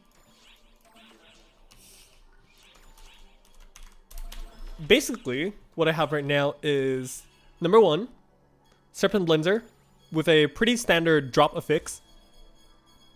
I didn't really do anything special to this, but just put the SSAs in. Red Pearl Flash, yada yada damage, photon reduction, yada yada PP consumption, and offensive intent, which is not great. Could have been better. Next, Serpent Blenzer. Wait, no, that was a Serpent Blenzer. Next, Atra EX. Standard drop affix, nothing crazy or special because I'm lazy to affix. Brilliant Rune. I don't know why that's there. Photon reduction, very cool. Skilled Strike, very cool. Vampiric Strike, Lifesteal, very cool.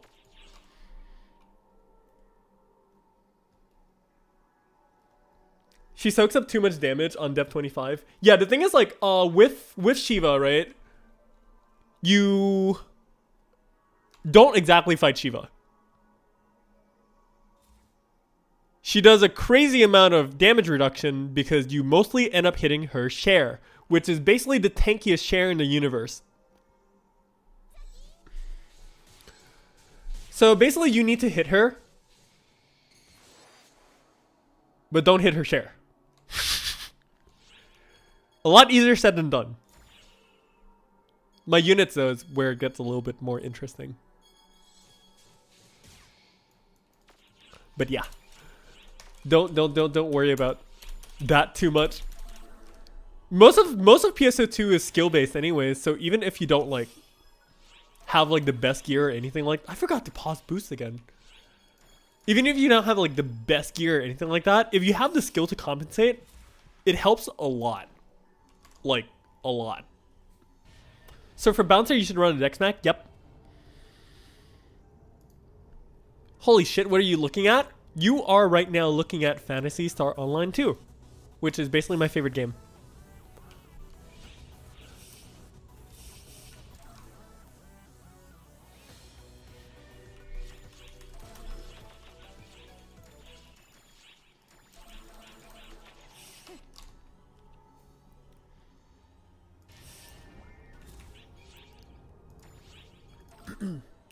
Also, Aya, hi! Welcome to the stream. What should you say to your friends to sell them on it? Does the game you play have waifus, big titty anime monsters, very cool mechas, space battles, and you can customize your waifu all in one? No, it doesn't. That's why you need to play Phantasy Star Online 2.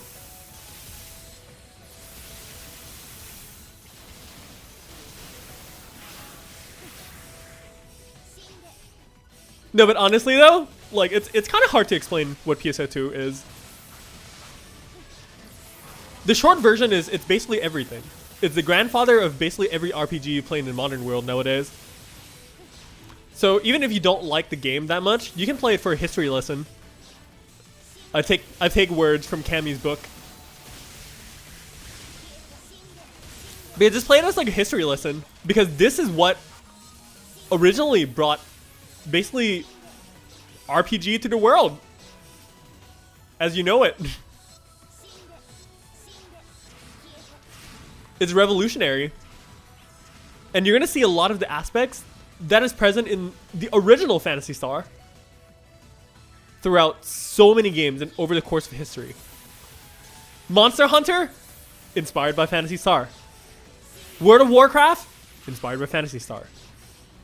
The settings of like Halo, Destiny systems, Phantasy Star. Even if the games are different genre, it still takes a page off Phantasy Star. Trust me. Or even anime. You like Sword Art Online? Guess what? Sword Art Online is also inspired by the original Phantasy Star. How cool is that?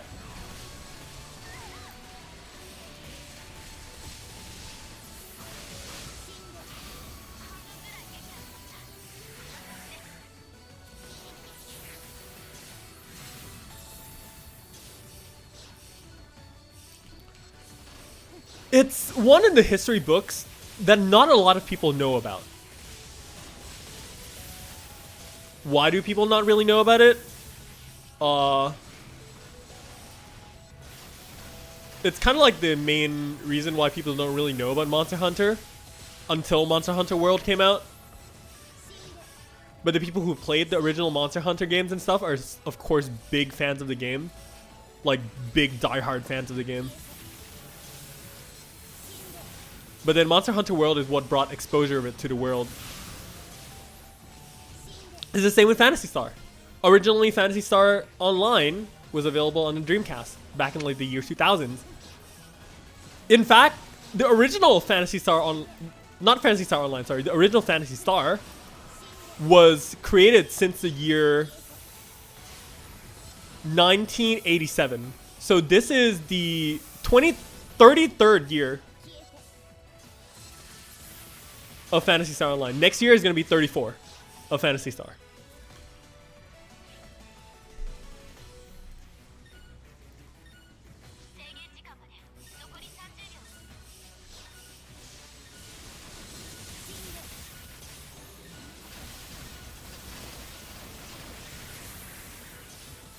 So I guess you can say, for today's words, it's basically the boomer video game. Unironically, the very first game that I played in my life, basically, is Phantasy Star Online 2.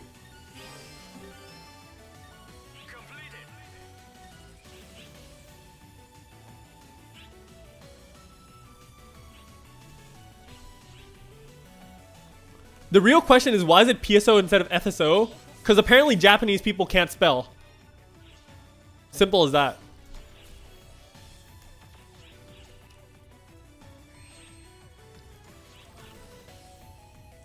And also it's cooler, yeah.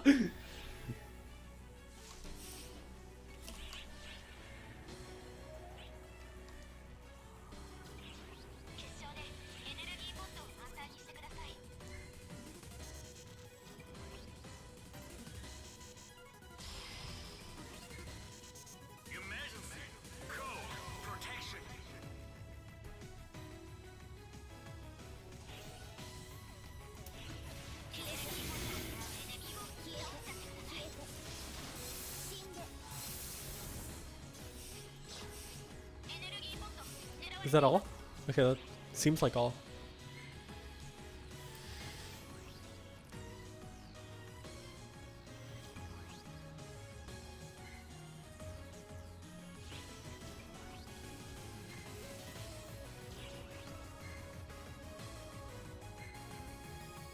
Although my reasons for loving PSO2 is because not only that I love the game for the gameplay itself, but I also love how the community is built around the game itself.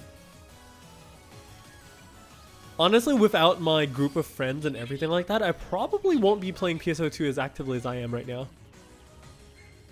I loved just about every single person that I actually interacted with in this game throughout the 7 years I've been playing. It's a wonderful experience. Like, maybe it's because I'm lucky and then I've ran into really, really good people.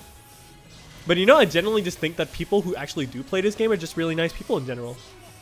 Even all the people I meet now who've been playing the game, right? I met, because of PSO2, I actually got a chance to really just like chill and just meet with JC or like with Cam and stuff like that. Like, all the people I met through Cam as well are also really cool people. And then technically I did meet them all through Phantasy Star Online 2. All my friends nowadays, all my teammates, all my everything is literally also through Phantasy Star Online 2. It's quite something, isn't it?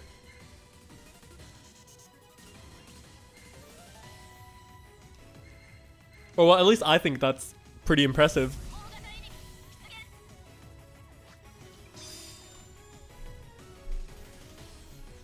Man, you met the uber elite guy through PSO2? Oh yeah, dude. You still own a copy for the Master System? That's awesome. What's the, at the peak, what's the highest class for damage? Definitely Gunner. So my basic life is PSO2. Yeah. It's an archaic spell in the fantasy? For real? Yo, that's really cool. Oh no, if you guys have any like questions or anything, feel free to like ask.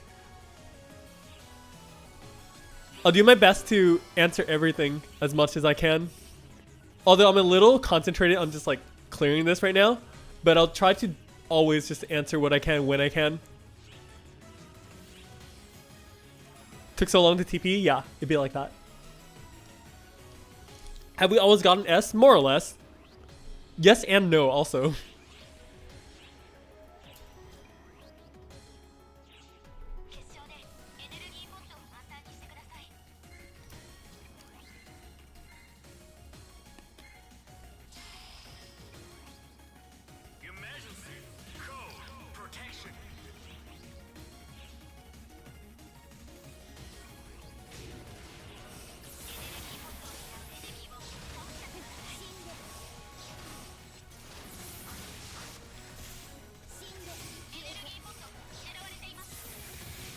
Also, one of the other things that makes me really love Phantasy Star Online 2 is the game music.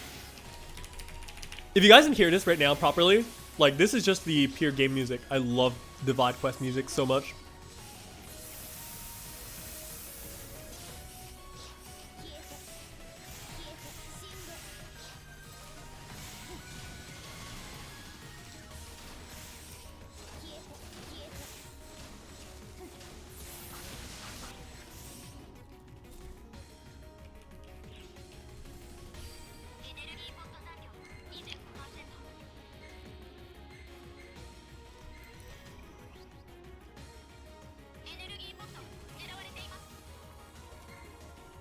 Also, you guys can let me know though if the game's music like too soft or anything like that. I can definitely adjust the sound and just make the game a little bit louder. Because I know I adjusted my mic to be quite louder, so.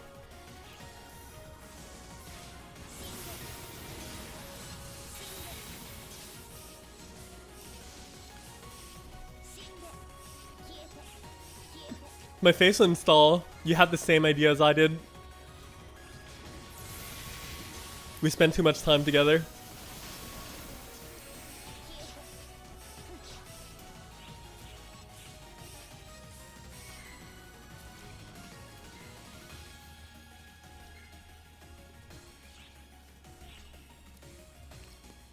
Oh, there's an Easter soon? Is there an Easter? Because if there's an Easter, probably definitely worth doing.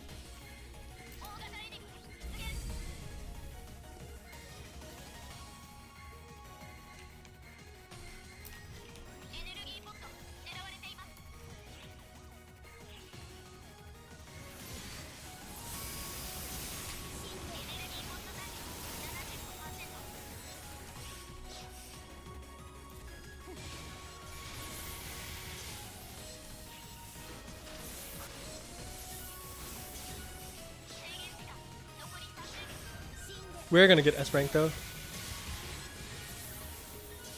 which is fine. But do these make a big difference? Let's see. Oh, we got it.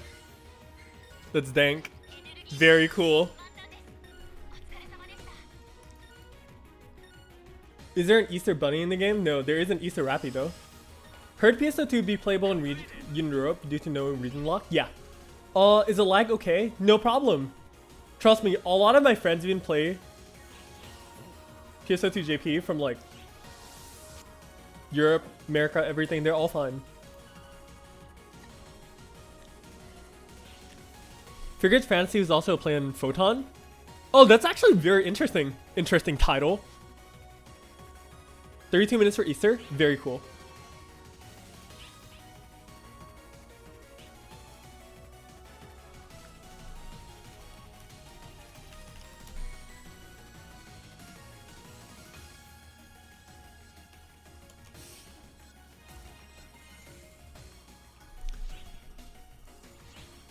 Is it possible that Phantasy Star used the PH to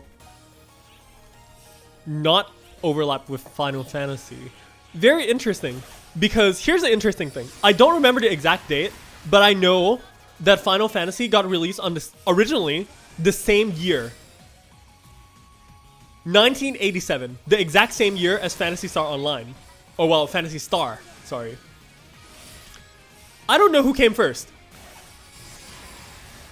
I actually don't know who came first. Somebody confirm that for me. The original very first release in 1987 of both Final Fantasy and Phantasy Star. Who came first?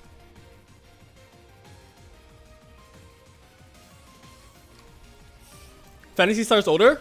That's what I thought. Final Fantasy came first?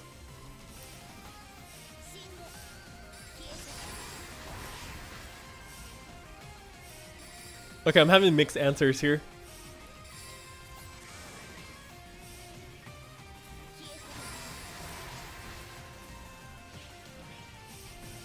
Two days apart. Oh my god.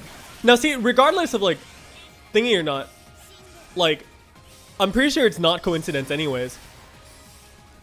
Only because the fact that even if they released 2 days apart, right? The thing is, they would still be in development far before that. So they already had the idea in mind to begin with, and they're not going to change all the assets and everything like last minute or anything. Trust me, that's not happening.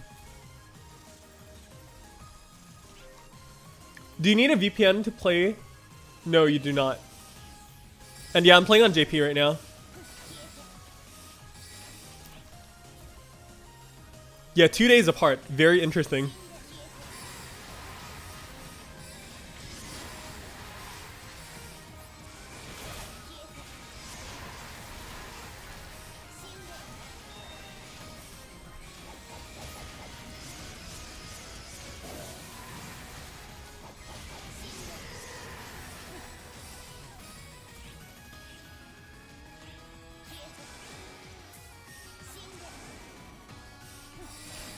There's the Bono Verada. Have a 940k kick to the face. Thank you very much.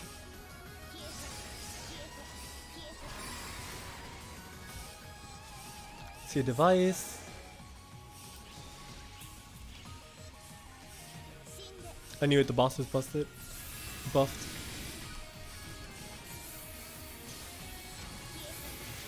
So, come kill the boss. We'll get S like, we'll get max like immediately from this.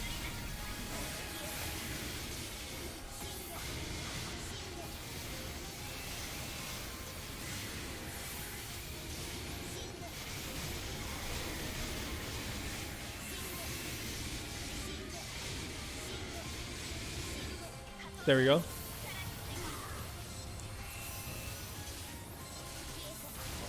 There's max.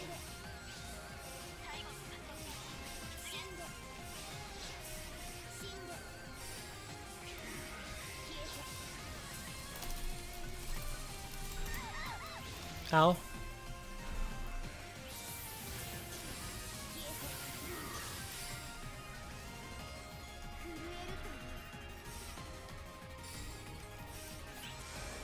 $13. Let's keep going. 14, 15, 16. Uh-oh. I see 17, 18.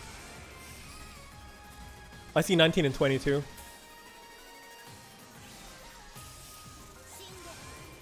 But it's right at the edge, like far end over there. I think Stall got it. Perfect. No? There we go.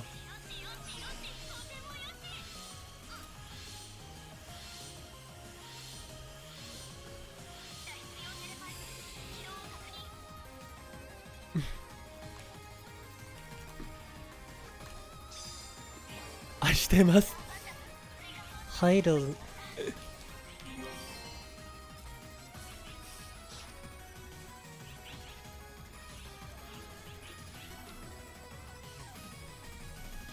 Finn, you just got this game. Hope you have fun.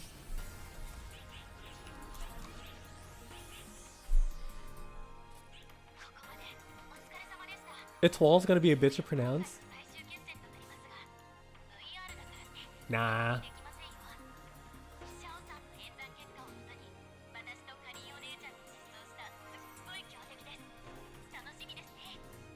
Yeah. This music is hyper now? Hell yeah, dude.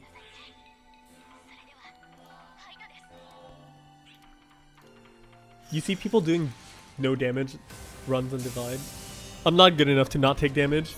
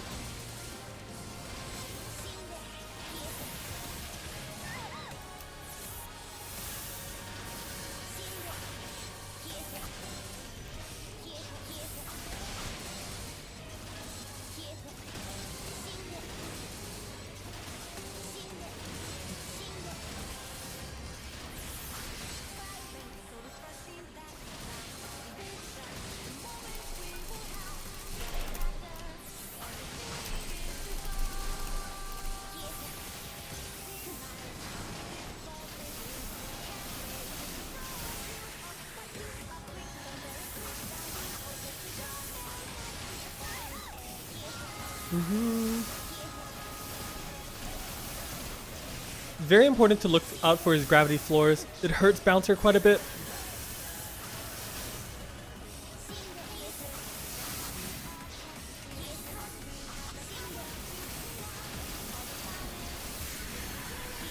I'm so screwed here. The moment he does the yep.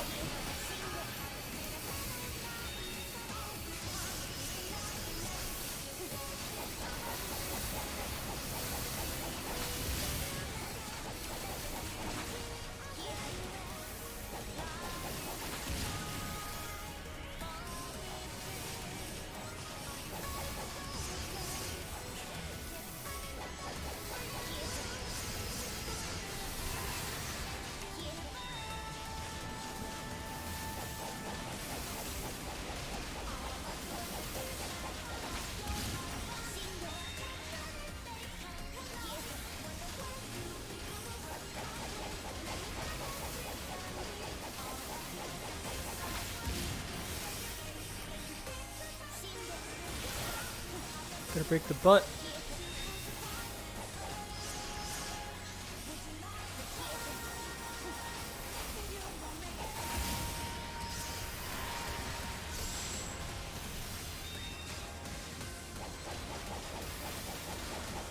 There we go.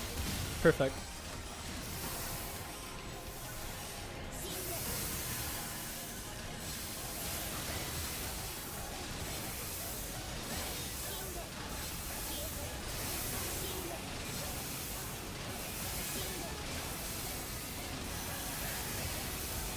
Oh, I thought he was gonna do this gravity switch already. I was like, oh. There we go. You're almost S rank. Nice.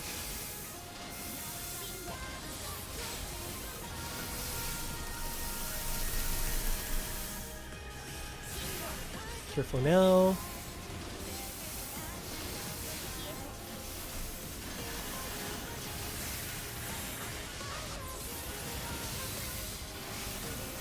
Nice.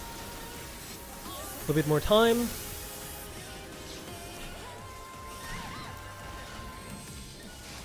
Should not have been staggered there.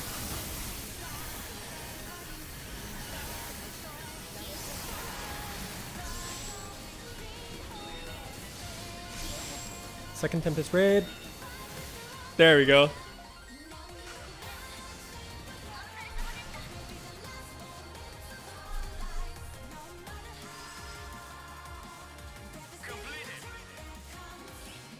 So that's normal.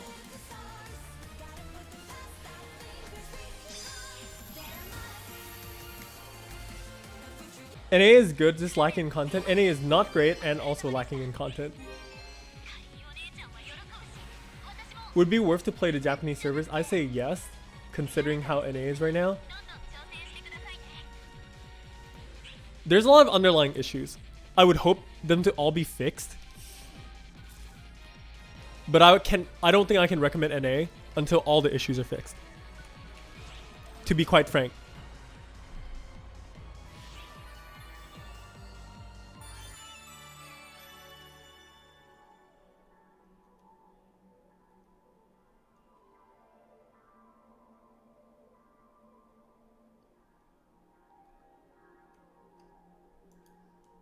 Yeah, you can't be too high up in that one. If you get caught, you're basically screwed.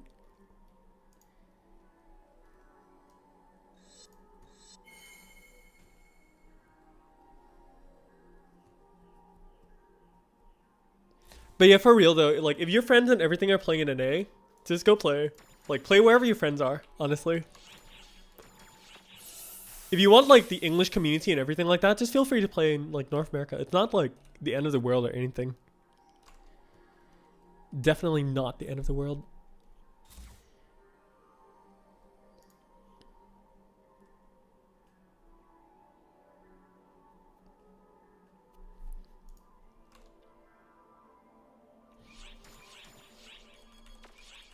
Wait, oh wait, today's Piper Day as well.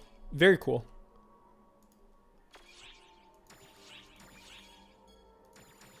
$16.20.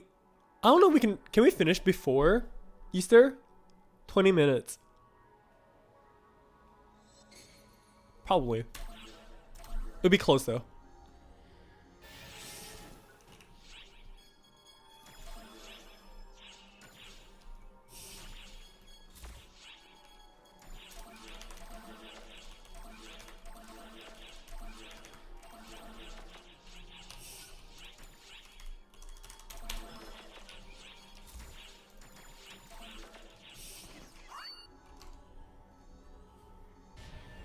Would play JP, but you have a PC? Yeah, it'd be like that. Yeah, gotta wait until the we have the English patch for the North American server.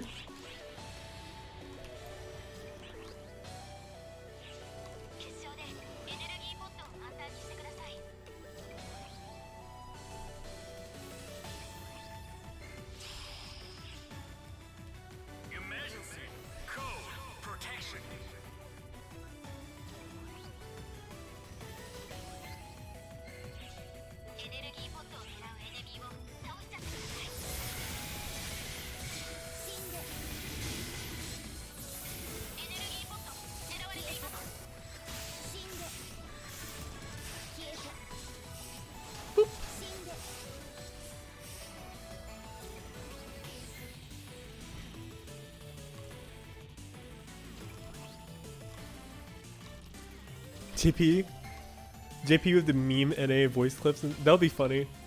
I don't think that's happening though.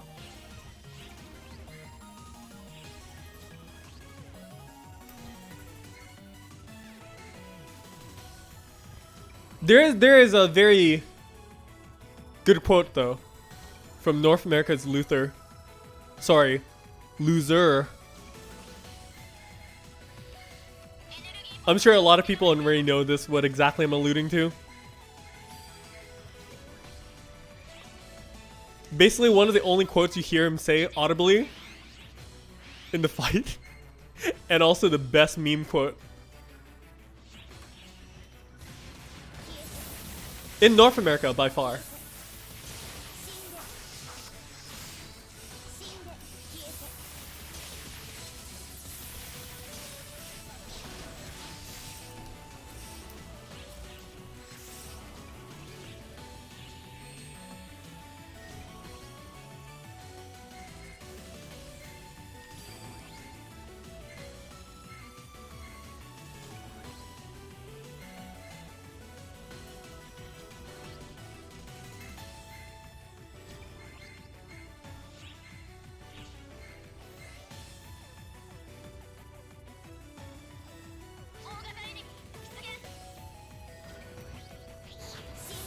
That took way too long.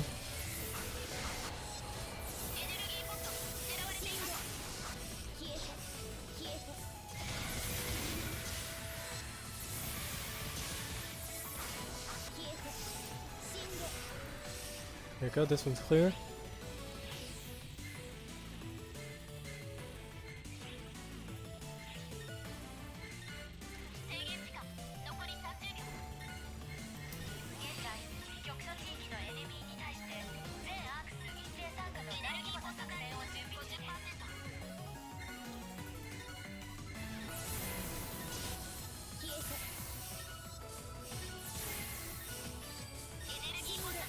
Well, at least that's an S rank, that's fine. Good thing these crystals spawned really late. Actually impressive. Can you tell me PC stats? You mean the PC specs? Oh, you don't need a lot of specs. You just need to play like... You just need like, okay PC.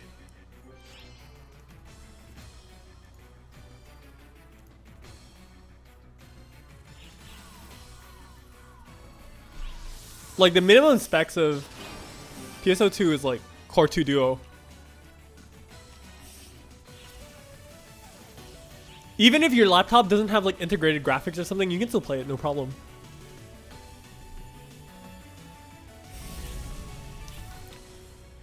Should you focus on leveling your weapons right now? Just get enough. Like, just have the weapon. You don't have to worry about like min-maxing them at all. And then the rest is just like leveling every class to max if you can. It's gonna benefit you a lot more in the long run.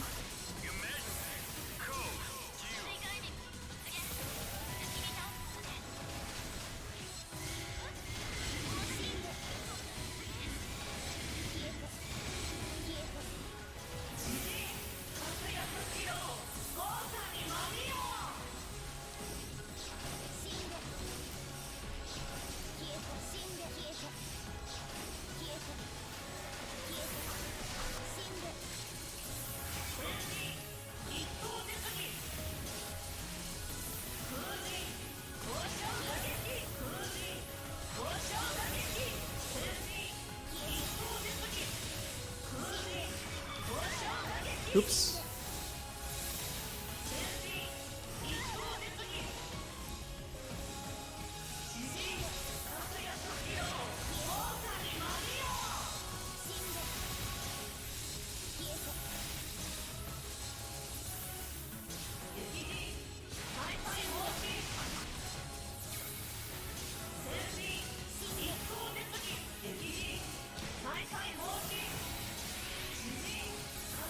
Now the enemy mob should be spawning just about now. There it is. Perfect.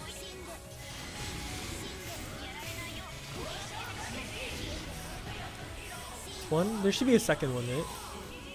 No? Not yet.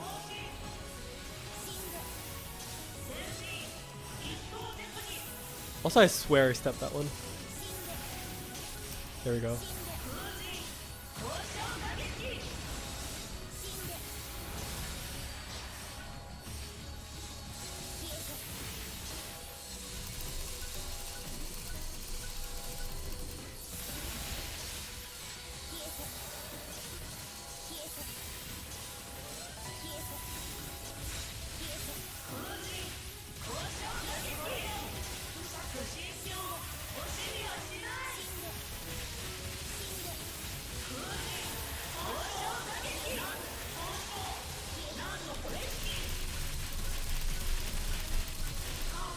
There we go.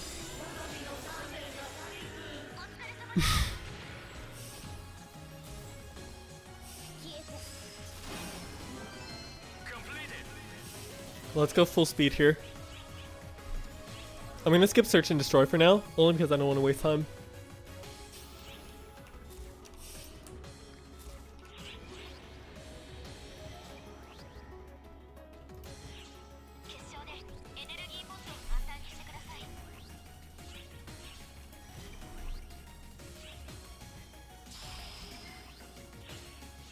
I'll focus on defending the towers first.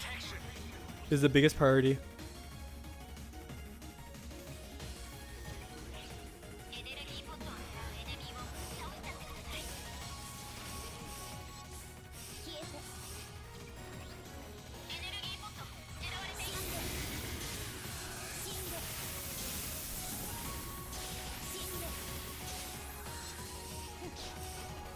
There we go.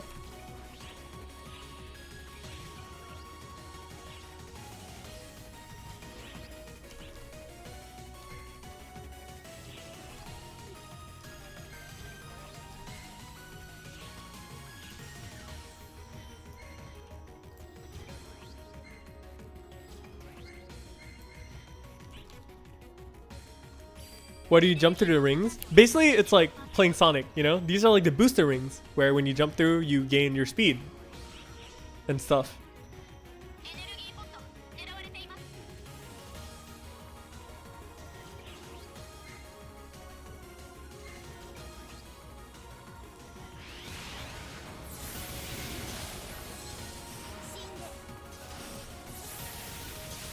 Superman rings, though, that's a first. Haven't heard that one.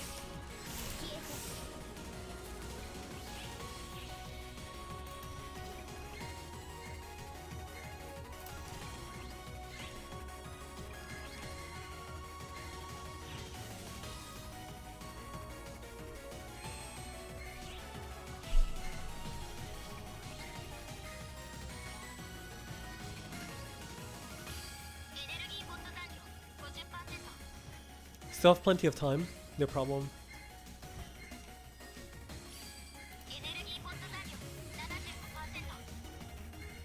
Alright, let's finish this.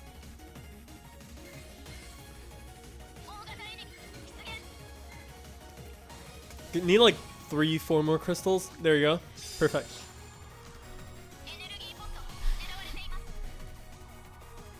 How do you make official PSO2 JP account? Yeah. You can also look up a guide on like Bumped or something. Bump.org.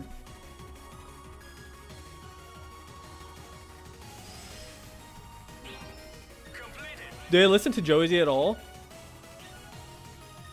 No. Not really.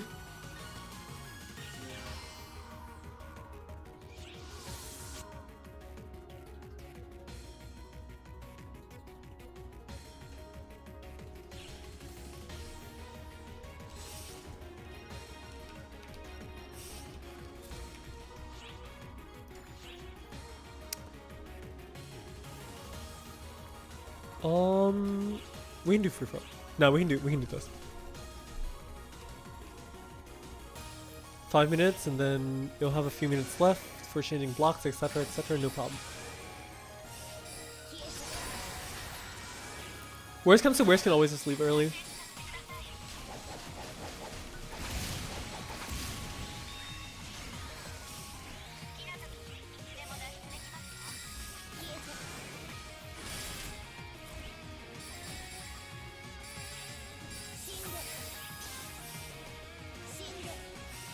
Where's the boss? Did we reach spawn cap? Oh god. If we did reach spawn cap, gotta kill some stuff.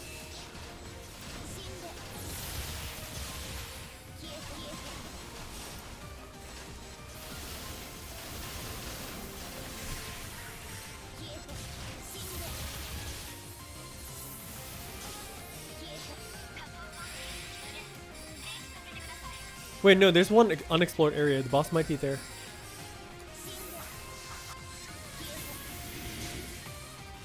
Although boss isn't boosted on this map, so I guess it's okay. Just keep moving around, I guess.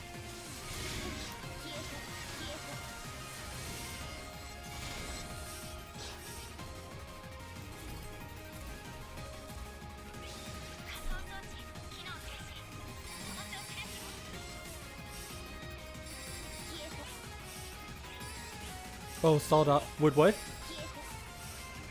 Huh?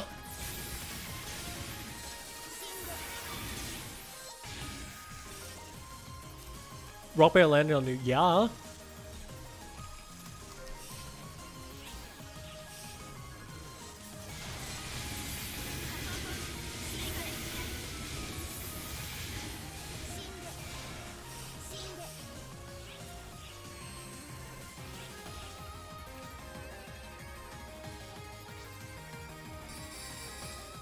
Super effective, apparently.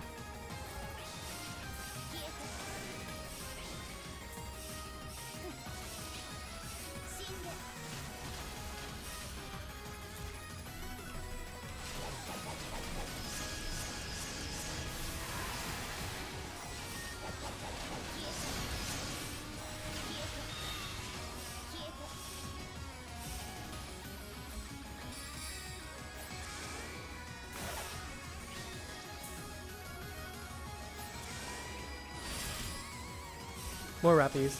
Perfect.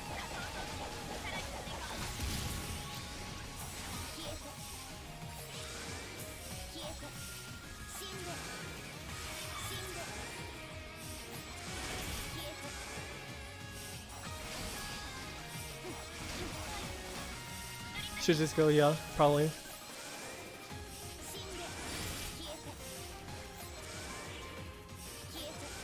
Good idea. Will PSO 2 be released on Switch? Yeah, it is.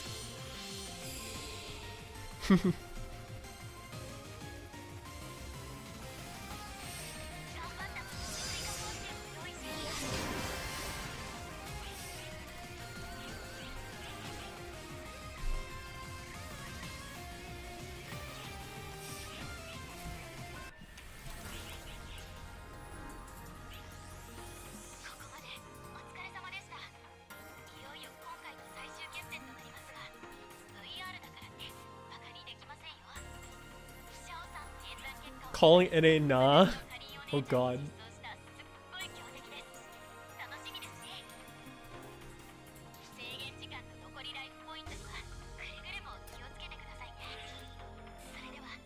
Oh, PSO2 JP had a Switch version for like probably like a year already. Been more.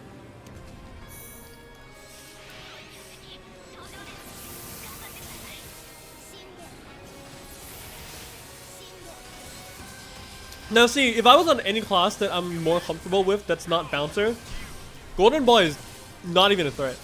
I'm just not comfortable on Bouncer.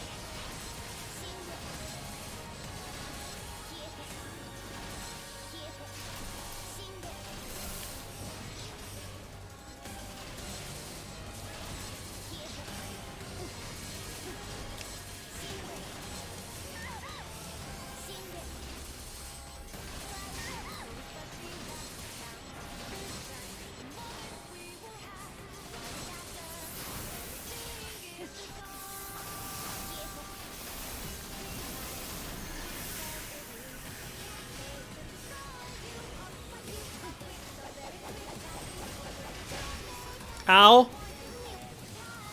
Wait, did I run out of mates? No, I didn't. Also, my cat wants in my room.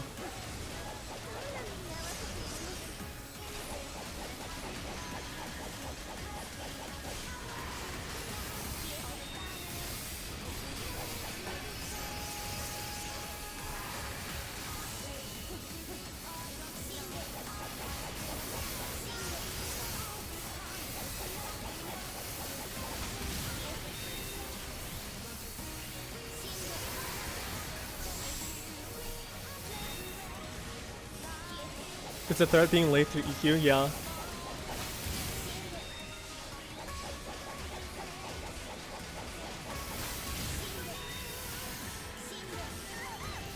Being late is not fun.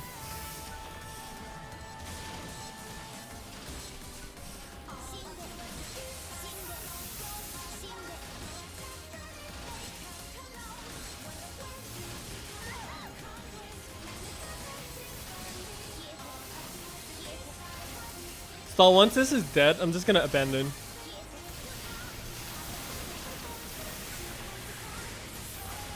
This DPS though? Nah. This DPS is really low compared to what I do in other classes. I'm really bad at Bouncer, which is why I'm playing it to practice.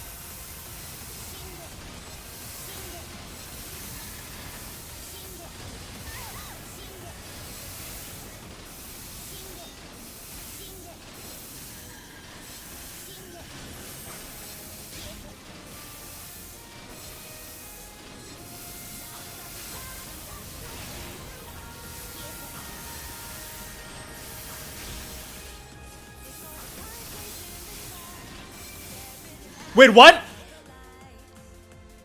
Wait, what?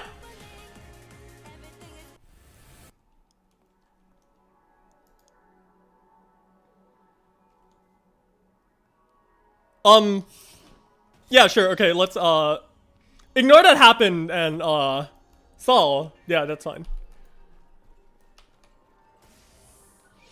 Come to 18.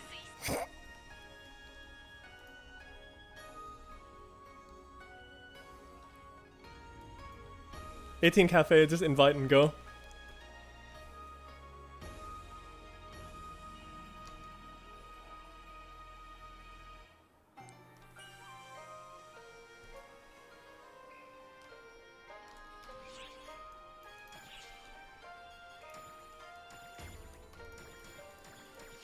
There you go.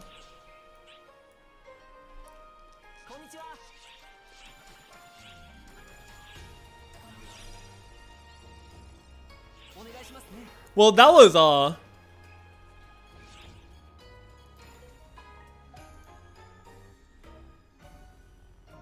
yeah.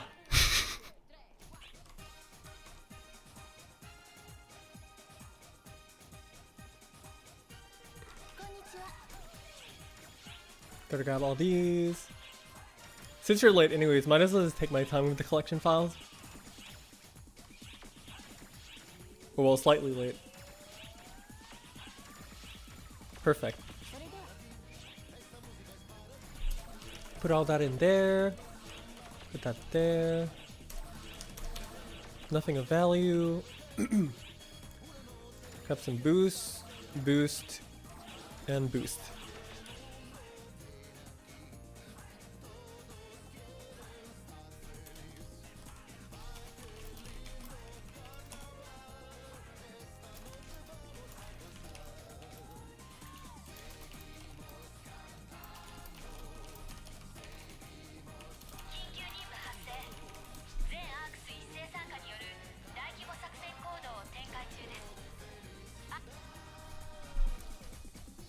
What happened? So basically, that quest is like, if there's a shared life pool. There's a shared life pool. Basically, if you die too much, you fail the quest.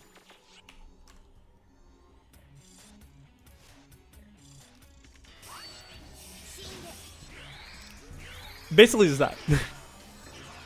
Nothing more or less.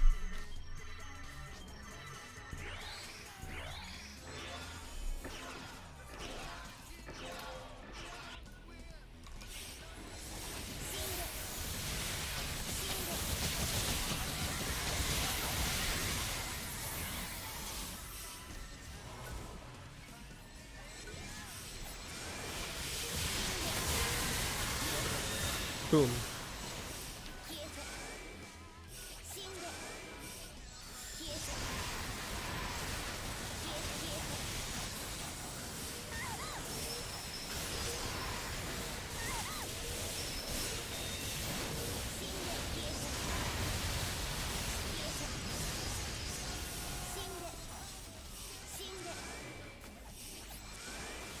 And now what we're doing is the seasonal event. This is the Easter seasonal event for Phantasy Star Online 2. And I just got caught by UFO because I'm bad.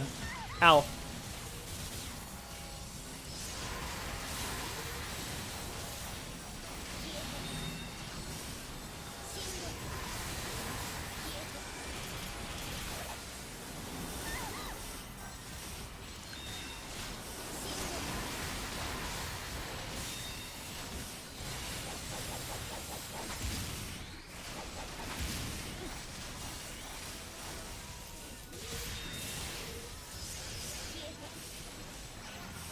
There we go.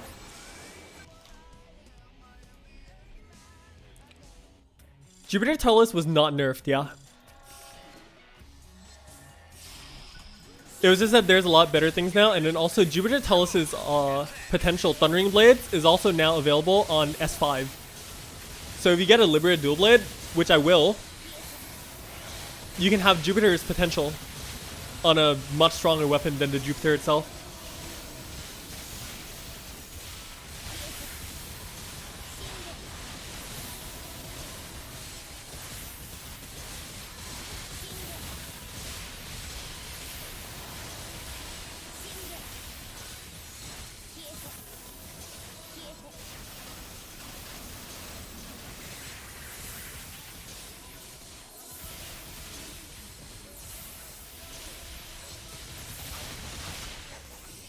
There we go.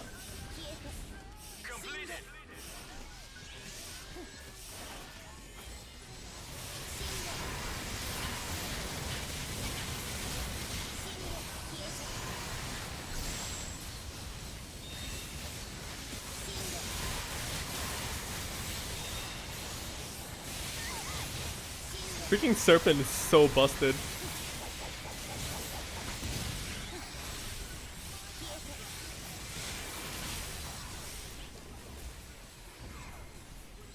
Seeing all those Photon Blades is why you want to pick a Bouncer? That's awesome. I love Bouncer aesthetic, dude. Probably like my favorite thing. Also Blue Blades. Hell yeah.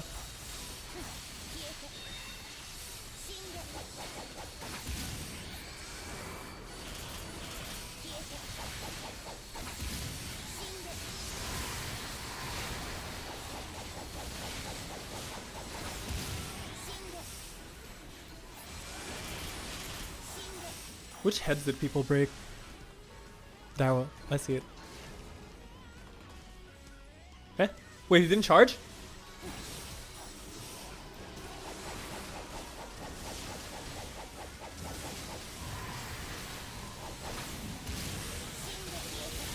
Please attack the broken head, people. There we go.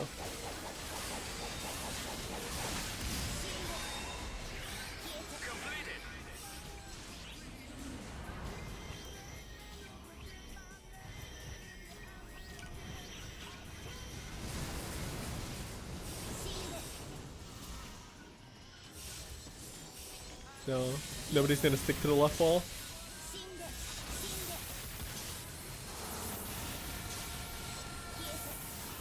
I haven't ran Pug Easter in a while, actually.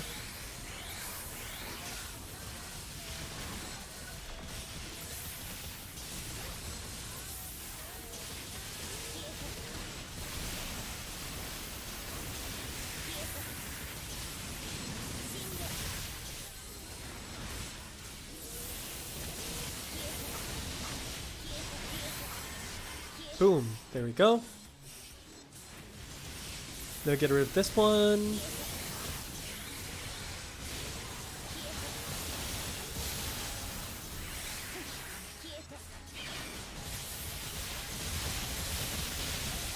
Nice pull.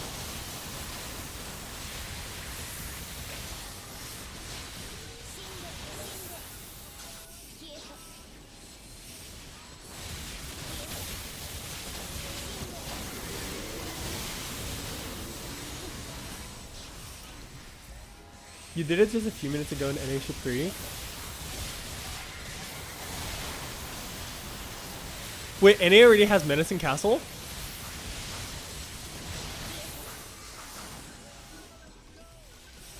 Oh no, sorry. I was probably messed up the conversation here. I'm not even reading everything, so.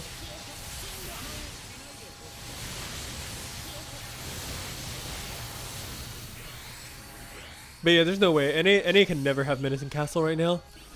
It's literally common sense.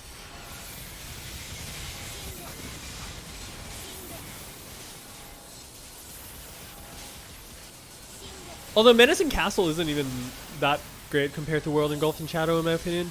World Engulfed is way better for EXP than Menacing.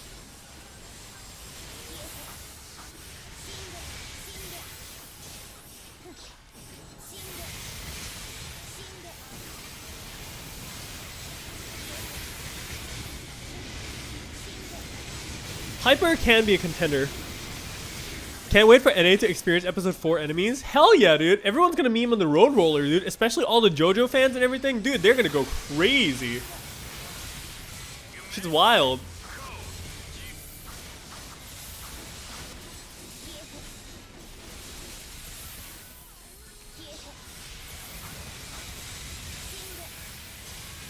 But yeah, everyone who plays NA is gonna watch this and be like, why is Chrome Dragon like piss color? And then my answer is, it's not Chrome Dragon. It's the Scented Roll. Same thing. Yeah, I know. It's basically a reskin.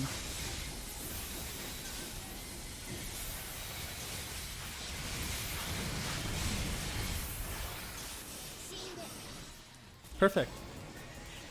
Rappy, no use for you, so you can just get slapped.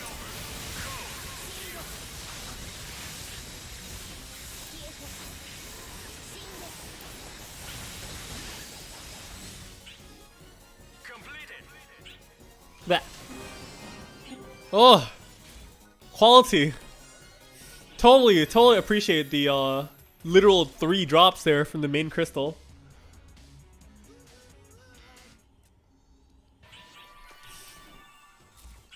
It is technically a new boss though. The mechanics are pretty different from Chrome Dragon, even though they're literally the same.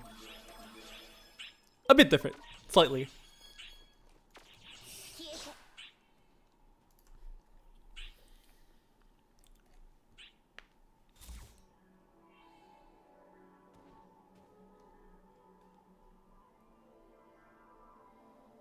He finally beat Dark Falls Luther. Congratulations.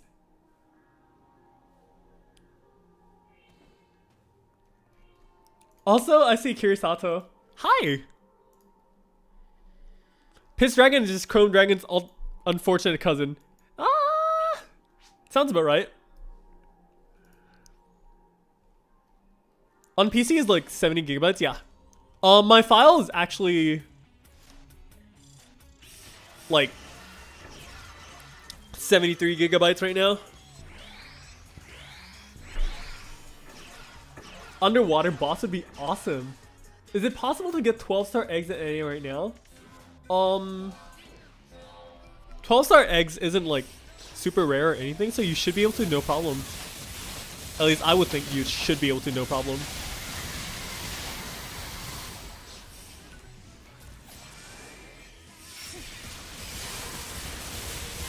Pull please? Boom. Thank you.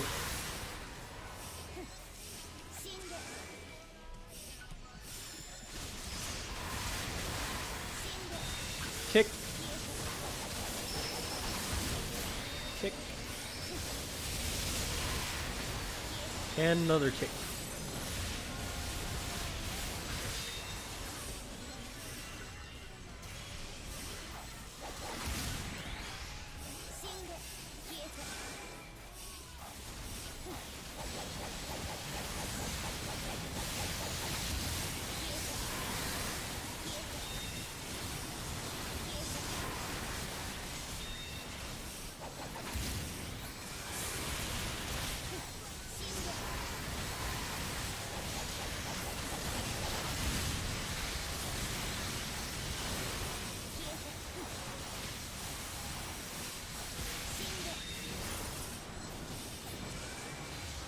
Oh, this run is going much smoother.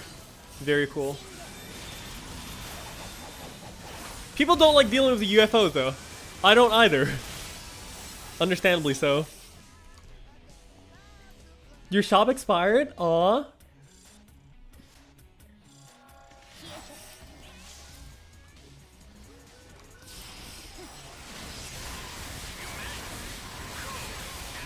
Yeah, Sega includes a lot of Sonic stuff in PSO2. Like, a lot of Sonic stuff. There's a whole, like, event and lobby for the Sonic anniversary, so... That's fun. You actually get, like, the Chaos Emeralds and everything straight into the lobby. And the Sonic rings and the sound effects and, like, all that. Hell yeah.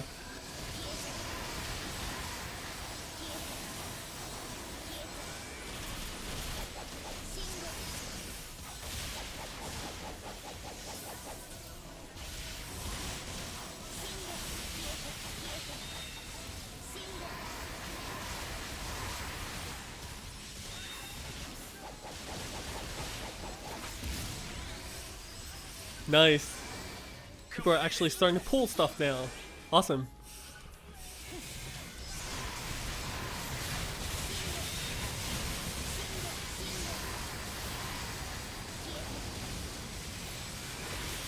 Okay, pull that, and then boom.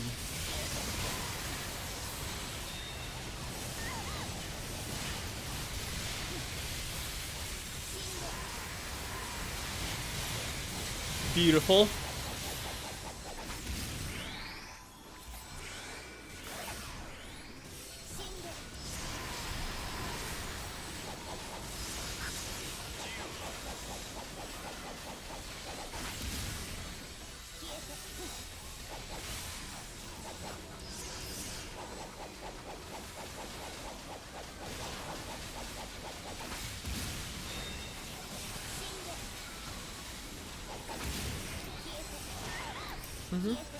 Oh no, he went into the invisible wall!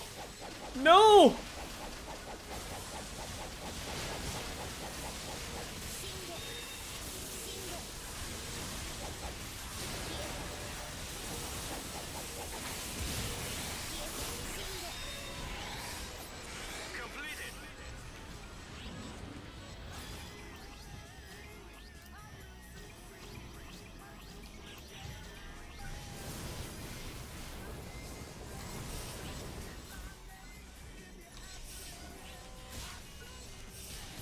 What is my shift like? Yeah, it's crafted. It changes the gameplay quite a lot. Crafting really changes up the gameplay. It's important. You guys will get it soon in North America, hopefully.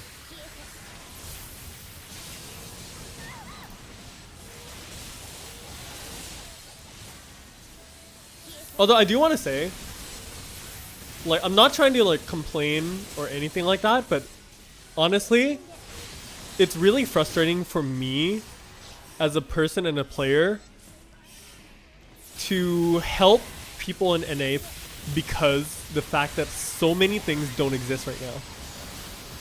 So it's like, hey, what's like the best rotation for this, right? So you're like, yeah, we do this, we do that. And then you realize that, oh wait, NA people still doesn't even have like the crafting stuff, and like all this stuff changes drastically.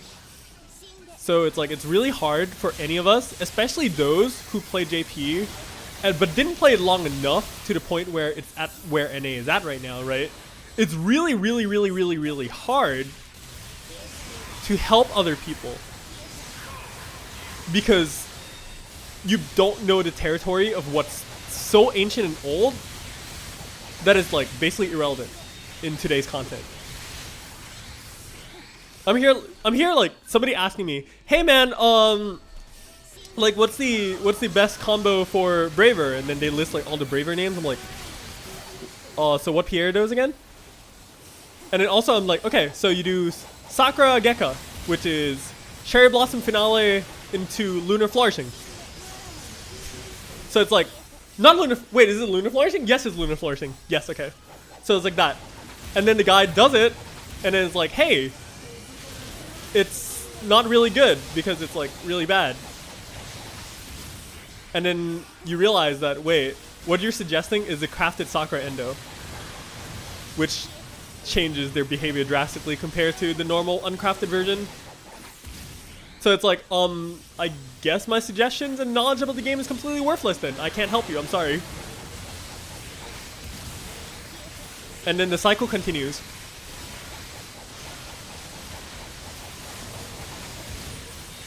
It's like, what do I gear?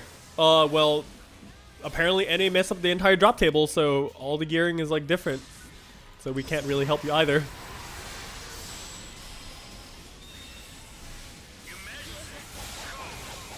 But yeah, maybe that's just me though. But it's been a very, very like frustrating point for me. And when I see other people help people and stuff like that, it's just like, oh.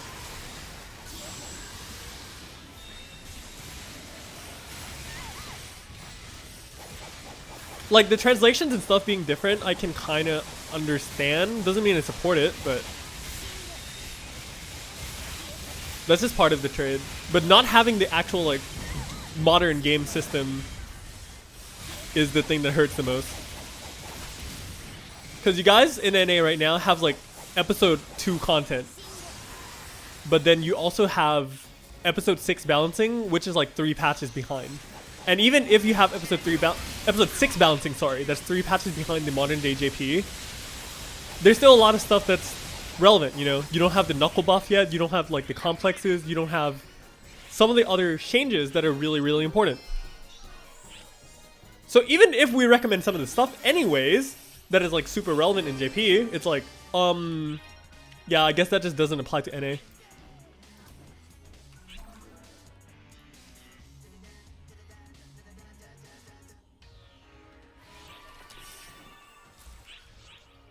It just makes it a bit like hard. Especially the PA names. Makes it really, really hard to communicate in my opinion. For example,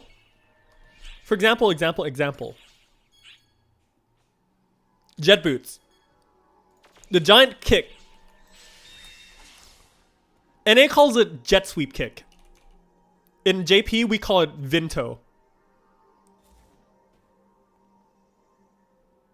Nobody in their right mind would literally understand what you're talking about.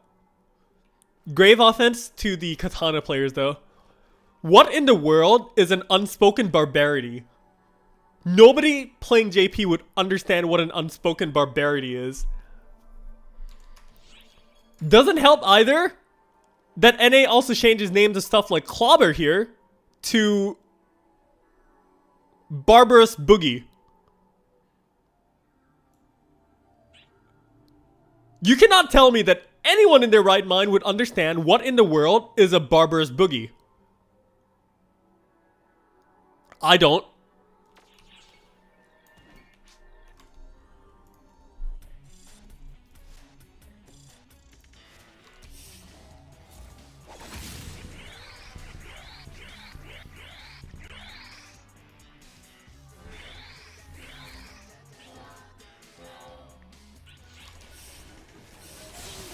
But yeah, that's just some very small examples.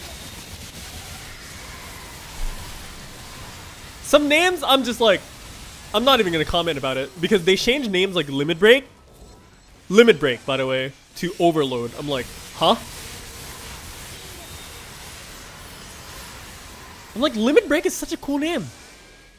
Like, why do you have to change that? Like, all the names, the stuff we play on JP, it's not even like fan-translated names. It's literally translated names. Because in JP, the names are actually written in English in JP.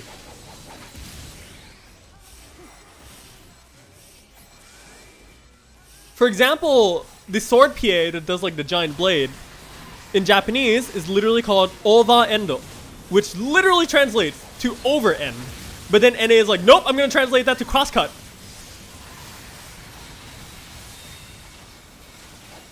Like, I mean, sure, crosscut, fine. But over end sounds 10 times cooler.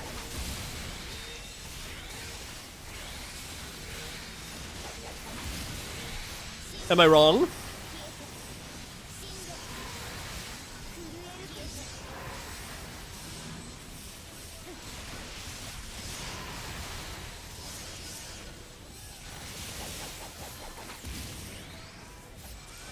And like, okay, like, I don't mind them changing names of stuff, but you know, katana is like the Japanese sword weeb class. And you're not even letting the weebs embrace the weeb names. You had to change the names to English.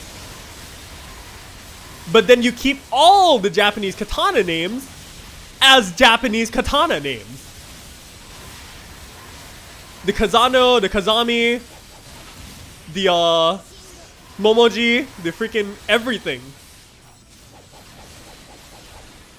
You keep all the Japanese katana names, but you had to change the katana PAs all to English. I'm like, okay, yeah. Why can't you know that people who are weebs are literally gonna play the katana because it's a katana, but you don't let them embrace the weeb. That's kind of sad for me.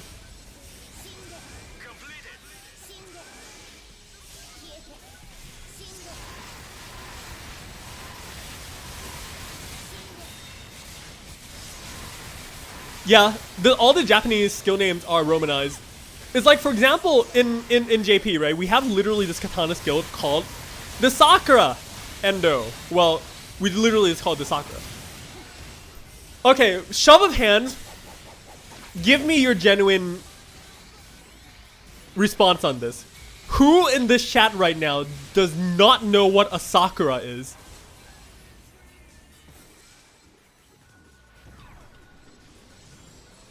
Genuinely. Who does not know what Sakura is? Like, seriously. Or, not even that. Do you know anyone who actually calls Sakura flowers as cherry blossoms? Like, whenever you talk to someone casually, it's like, hey man, look at those Sakura flowers. Does anyone say like, yeah man, let's go look at the cherry blossoms? Or like, hey man, look at those Sakura trees instead of cherry blossom trees. Holy crap, that's a really far lunge.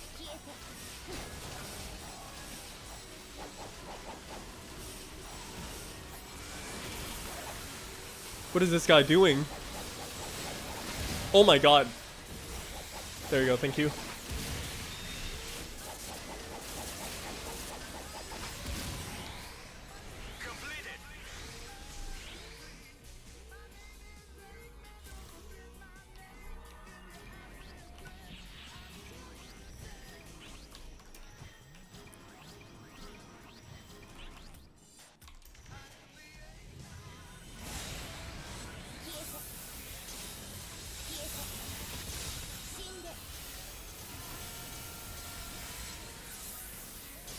But yeah, exactly. You get my point. Would you rather call a skill Sakura, or would you rather call it the Cherry Blossom Finale?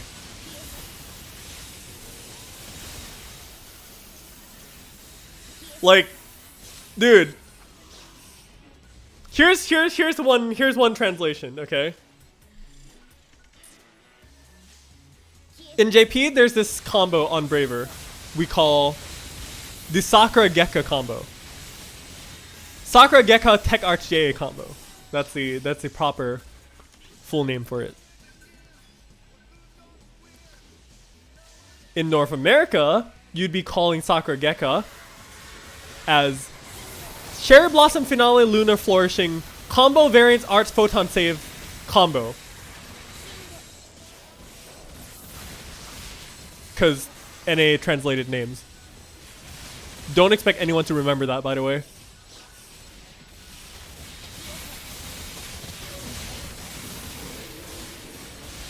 I'm pretty sure like half of you probably didn't even understand what I said just now.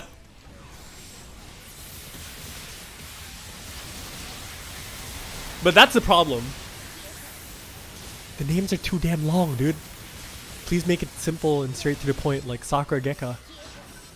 That's all you need. Like, trust me, SEGA, Microsoft, rather. Your fans are not asking for anything complicated. They just want to enjoy the game in English in the North American servers, where the servers are actually just fine and fun and not ambiguous or obnoxious.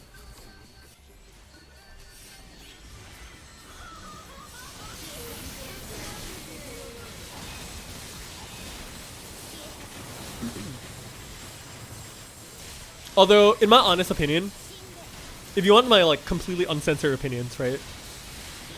The only like, okay, them messing up the game, fine.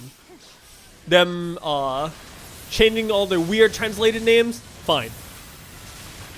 Them releasing a game 8 years later, fine. But them not communicating to all of you guys about the PC release date since like the freaking open beta opened, I'm not okay with that. Especially when a year later, in hindsight, probably at least like a majority, 70-80% of your player base is definitely going to be PC players. And you don't even give them any form of communication at all. Until like, hey man, finally we did the full release of the game. Even most of the Xbox players don't even know that it's the full release of the game. It just happened. And then suddenly they just dropped like, hey man, so we have the PC release on like late May. But then what?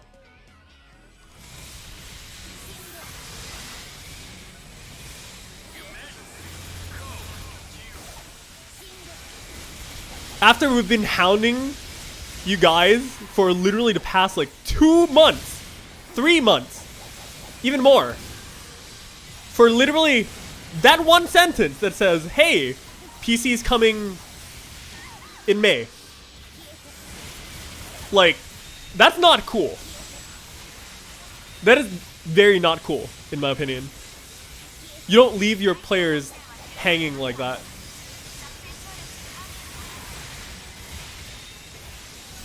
And then now that it's like, oh, we're gonna be releasing a game, yada yada yada yada yada. Oh, Microsoft Store exclusivity deal. Even though it was already leaked that it's gonna be in Steam.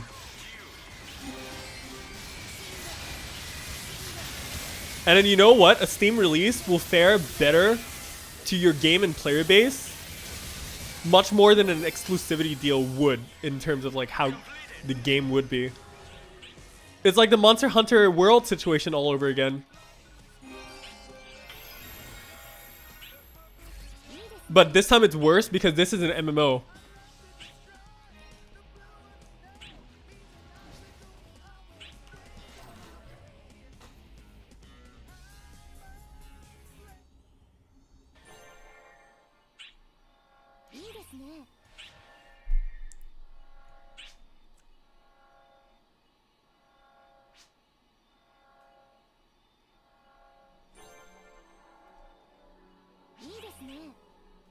Yet they keep Sakura as a costume color? Oh my god, dude. Anime God. I just downloaded the game. Can you tell me a fun class to pick? Just try everything. You're probably gonna really enjoy something, for sure. You're bound to enjoy something, rather.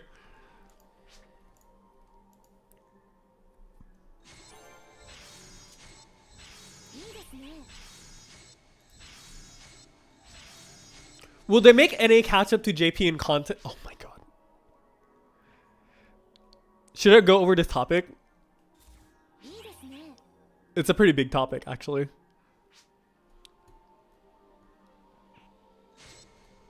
Okay. I'm just gonna ask you guys in chat right now. Do you want me to go over the topic of like North America, quote unquote, trying to catch up to JP and the implications of issues and a plethora of issues that could happen because of that? Do you guys want me to go over that topic? Because if I do, it's gonna be a long one, and we're probably not gonna have gameplay over here, except we're just gonna talk about this for a little bit.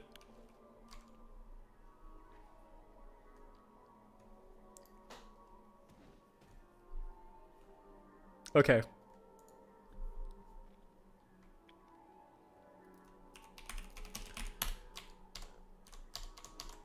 Let me open up this real fast.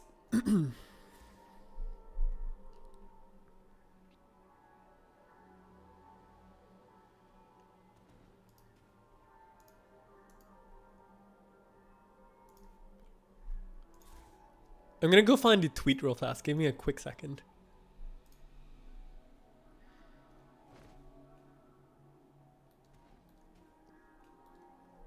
First of all, let's see, where is it?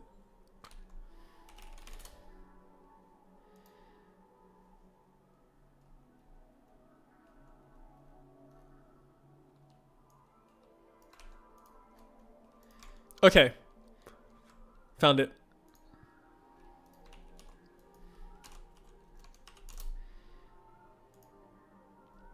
Do you guys see this?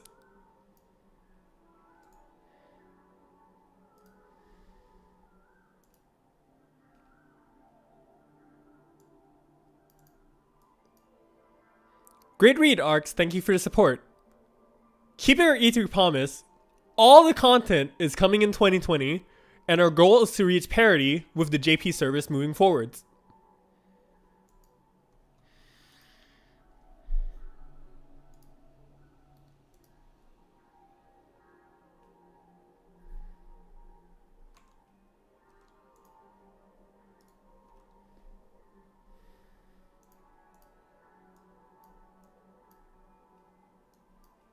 There. All the content is coming in 2020, keeping our E3 promise.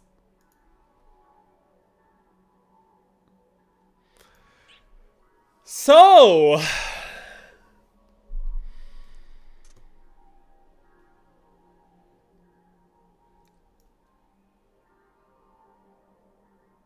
a lot of you might know that we in NA, you guys are behind with literally 8 years worth of content.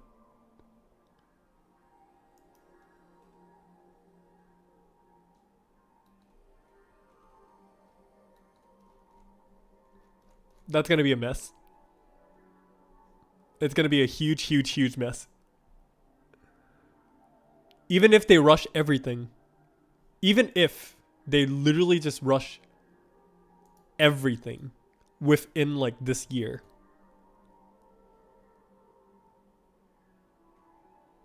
you guys are going to be going through hell.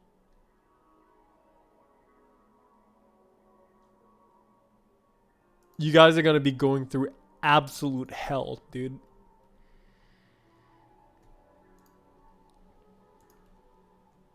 Number one, if the content schedule honestly is extremely accelerated, free players are going to be extremely starved for resources, and especially the Star Gem currency. One of the biggest problems here is, in North America, cosmetic items from the mission pass or the battle pass and the quote-unquote fresh find shop, which those costumes can cost like 400 something Star Gems, are untradeable. And that's a big problem. Because it means either you need to pay Star Gems for getting the mission pass itself, or pay real money for it. And then the fresh find shops is of course Star Gems only, so that's also a big problem. Now, the second point. If the EQ schedule is extremely rushed, number one, emergency quests or urgent quests will easily become really, really irrelevant content fast. And also the content will be something you barely see again because they need to flood the schedule with new EQs week after week after week. And then plus, due to people's like life schedule and varying schedules and everything like that, it's not like everyone is going to have enough time to participate in all the EQs to even learn the fight necessary or even get all the loot or all the drops or anything like that. Unless literally NA is just going to hand you all the item drops and all the rare weapons for no good reason. Only because they want to catch up to JP. And what this means is, what's going to be extremely important as well for North America is triggers. Triggers being items that allow you to start emergency quests immediately without having to wait for the EQ schedule. But that also costs Star Gems. And guess what else also costs Star Gems? Literally everything else ever.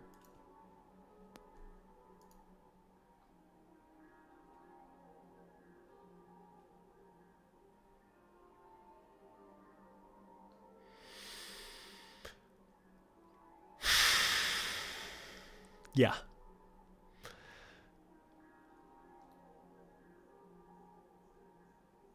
So not to even mention about like the other uses of star gems, like the storages, etc, etc, etc. NA is literally right now has no good method is even acquiring star gems and stuff. And even if in the future, star gems are like in JP, right? Star gem trades and everything are still on a weekly basis. So even if you're on a super rush schedule, you're going to be so starved for star gems. Because the way you acquire them is literally set on a weekly limit. Unless you literally whale for money and get costumes and everything like that. Which is a huge problem. Which stems into the mission pass, the triggers, the everything. But the most important thing to me, more importantly than how much the game might turn to quote unquote pay to win. Although, right. Speaking of pay to win, like you can argue with me, like because everything I mentioned is basically like cosmetic and stuff. But like cosmetics is literally over half the game. So if you don't care about it, then that's fine, I guess. But even then, there's still like star gem scratches for like important endgame stuff. For example, like Mark affixes and some of the really like support affixes that are on the star gem scratch. If you're starved for star gems to begin with, you're not going to be able to get all those anyways. So it's kind of like a 50-50 like gray zone in that. But the most important thing to me is people are not going to have time to learn to fight.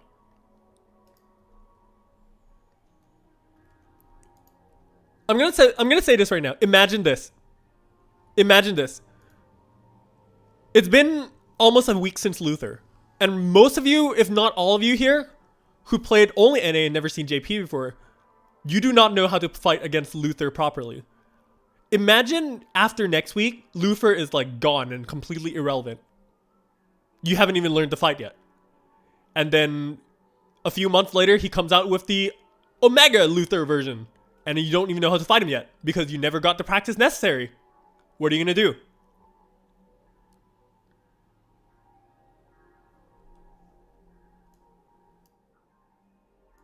Like, roll over and die?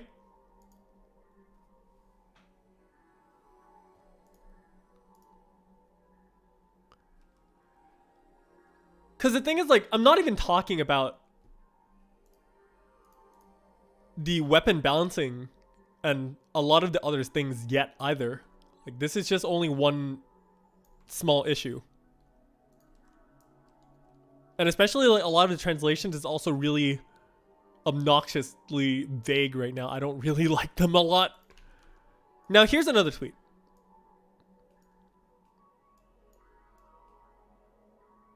Right here. False champion Luther. Triggered in the Fresh Find shop.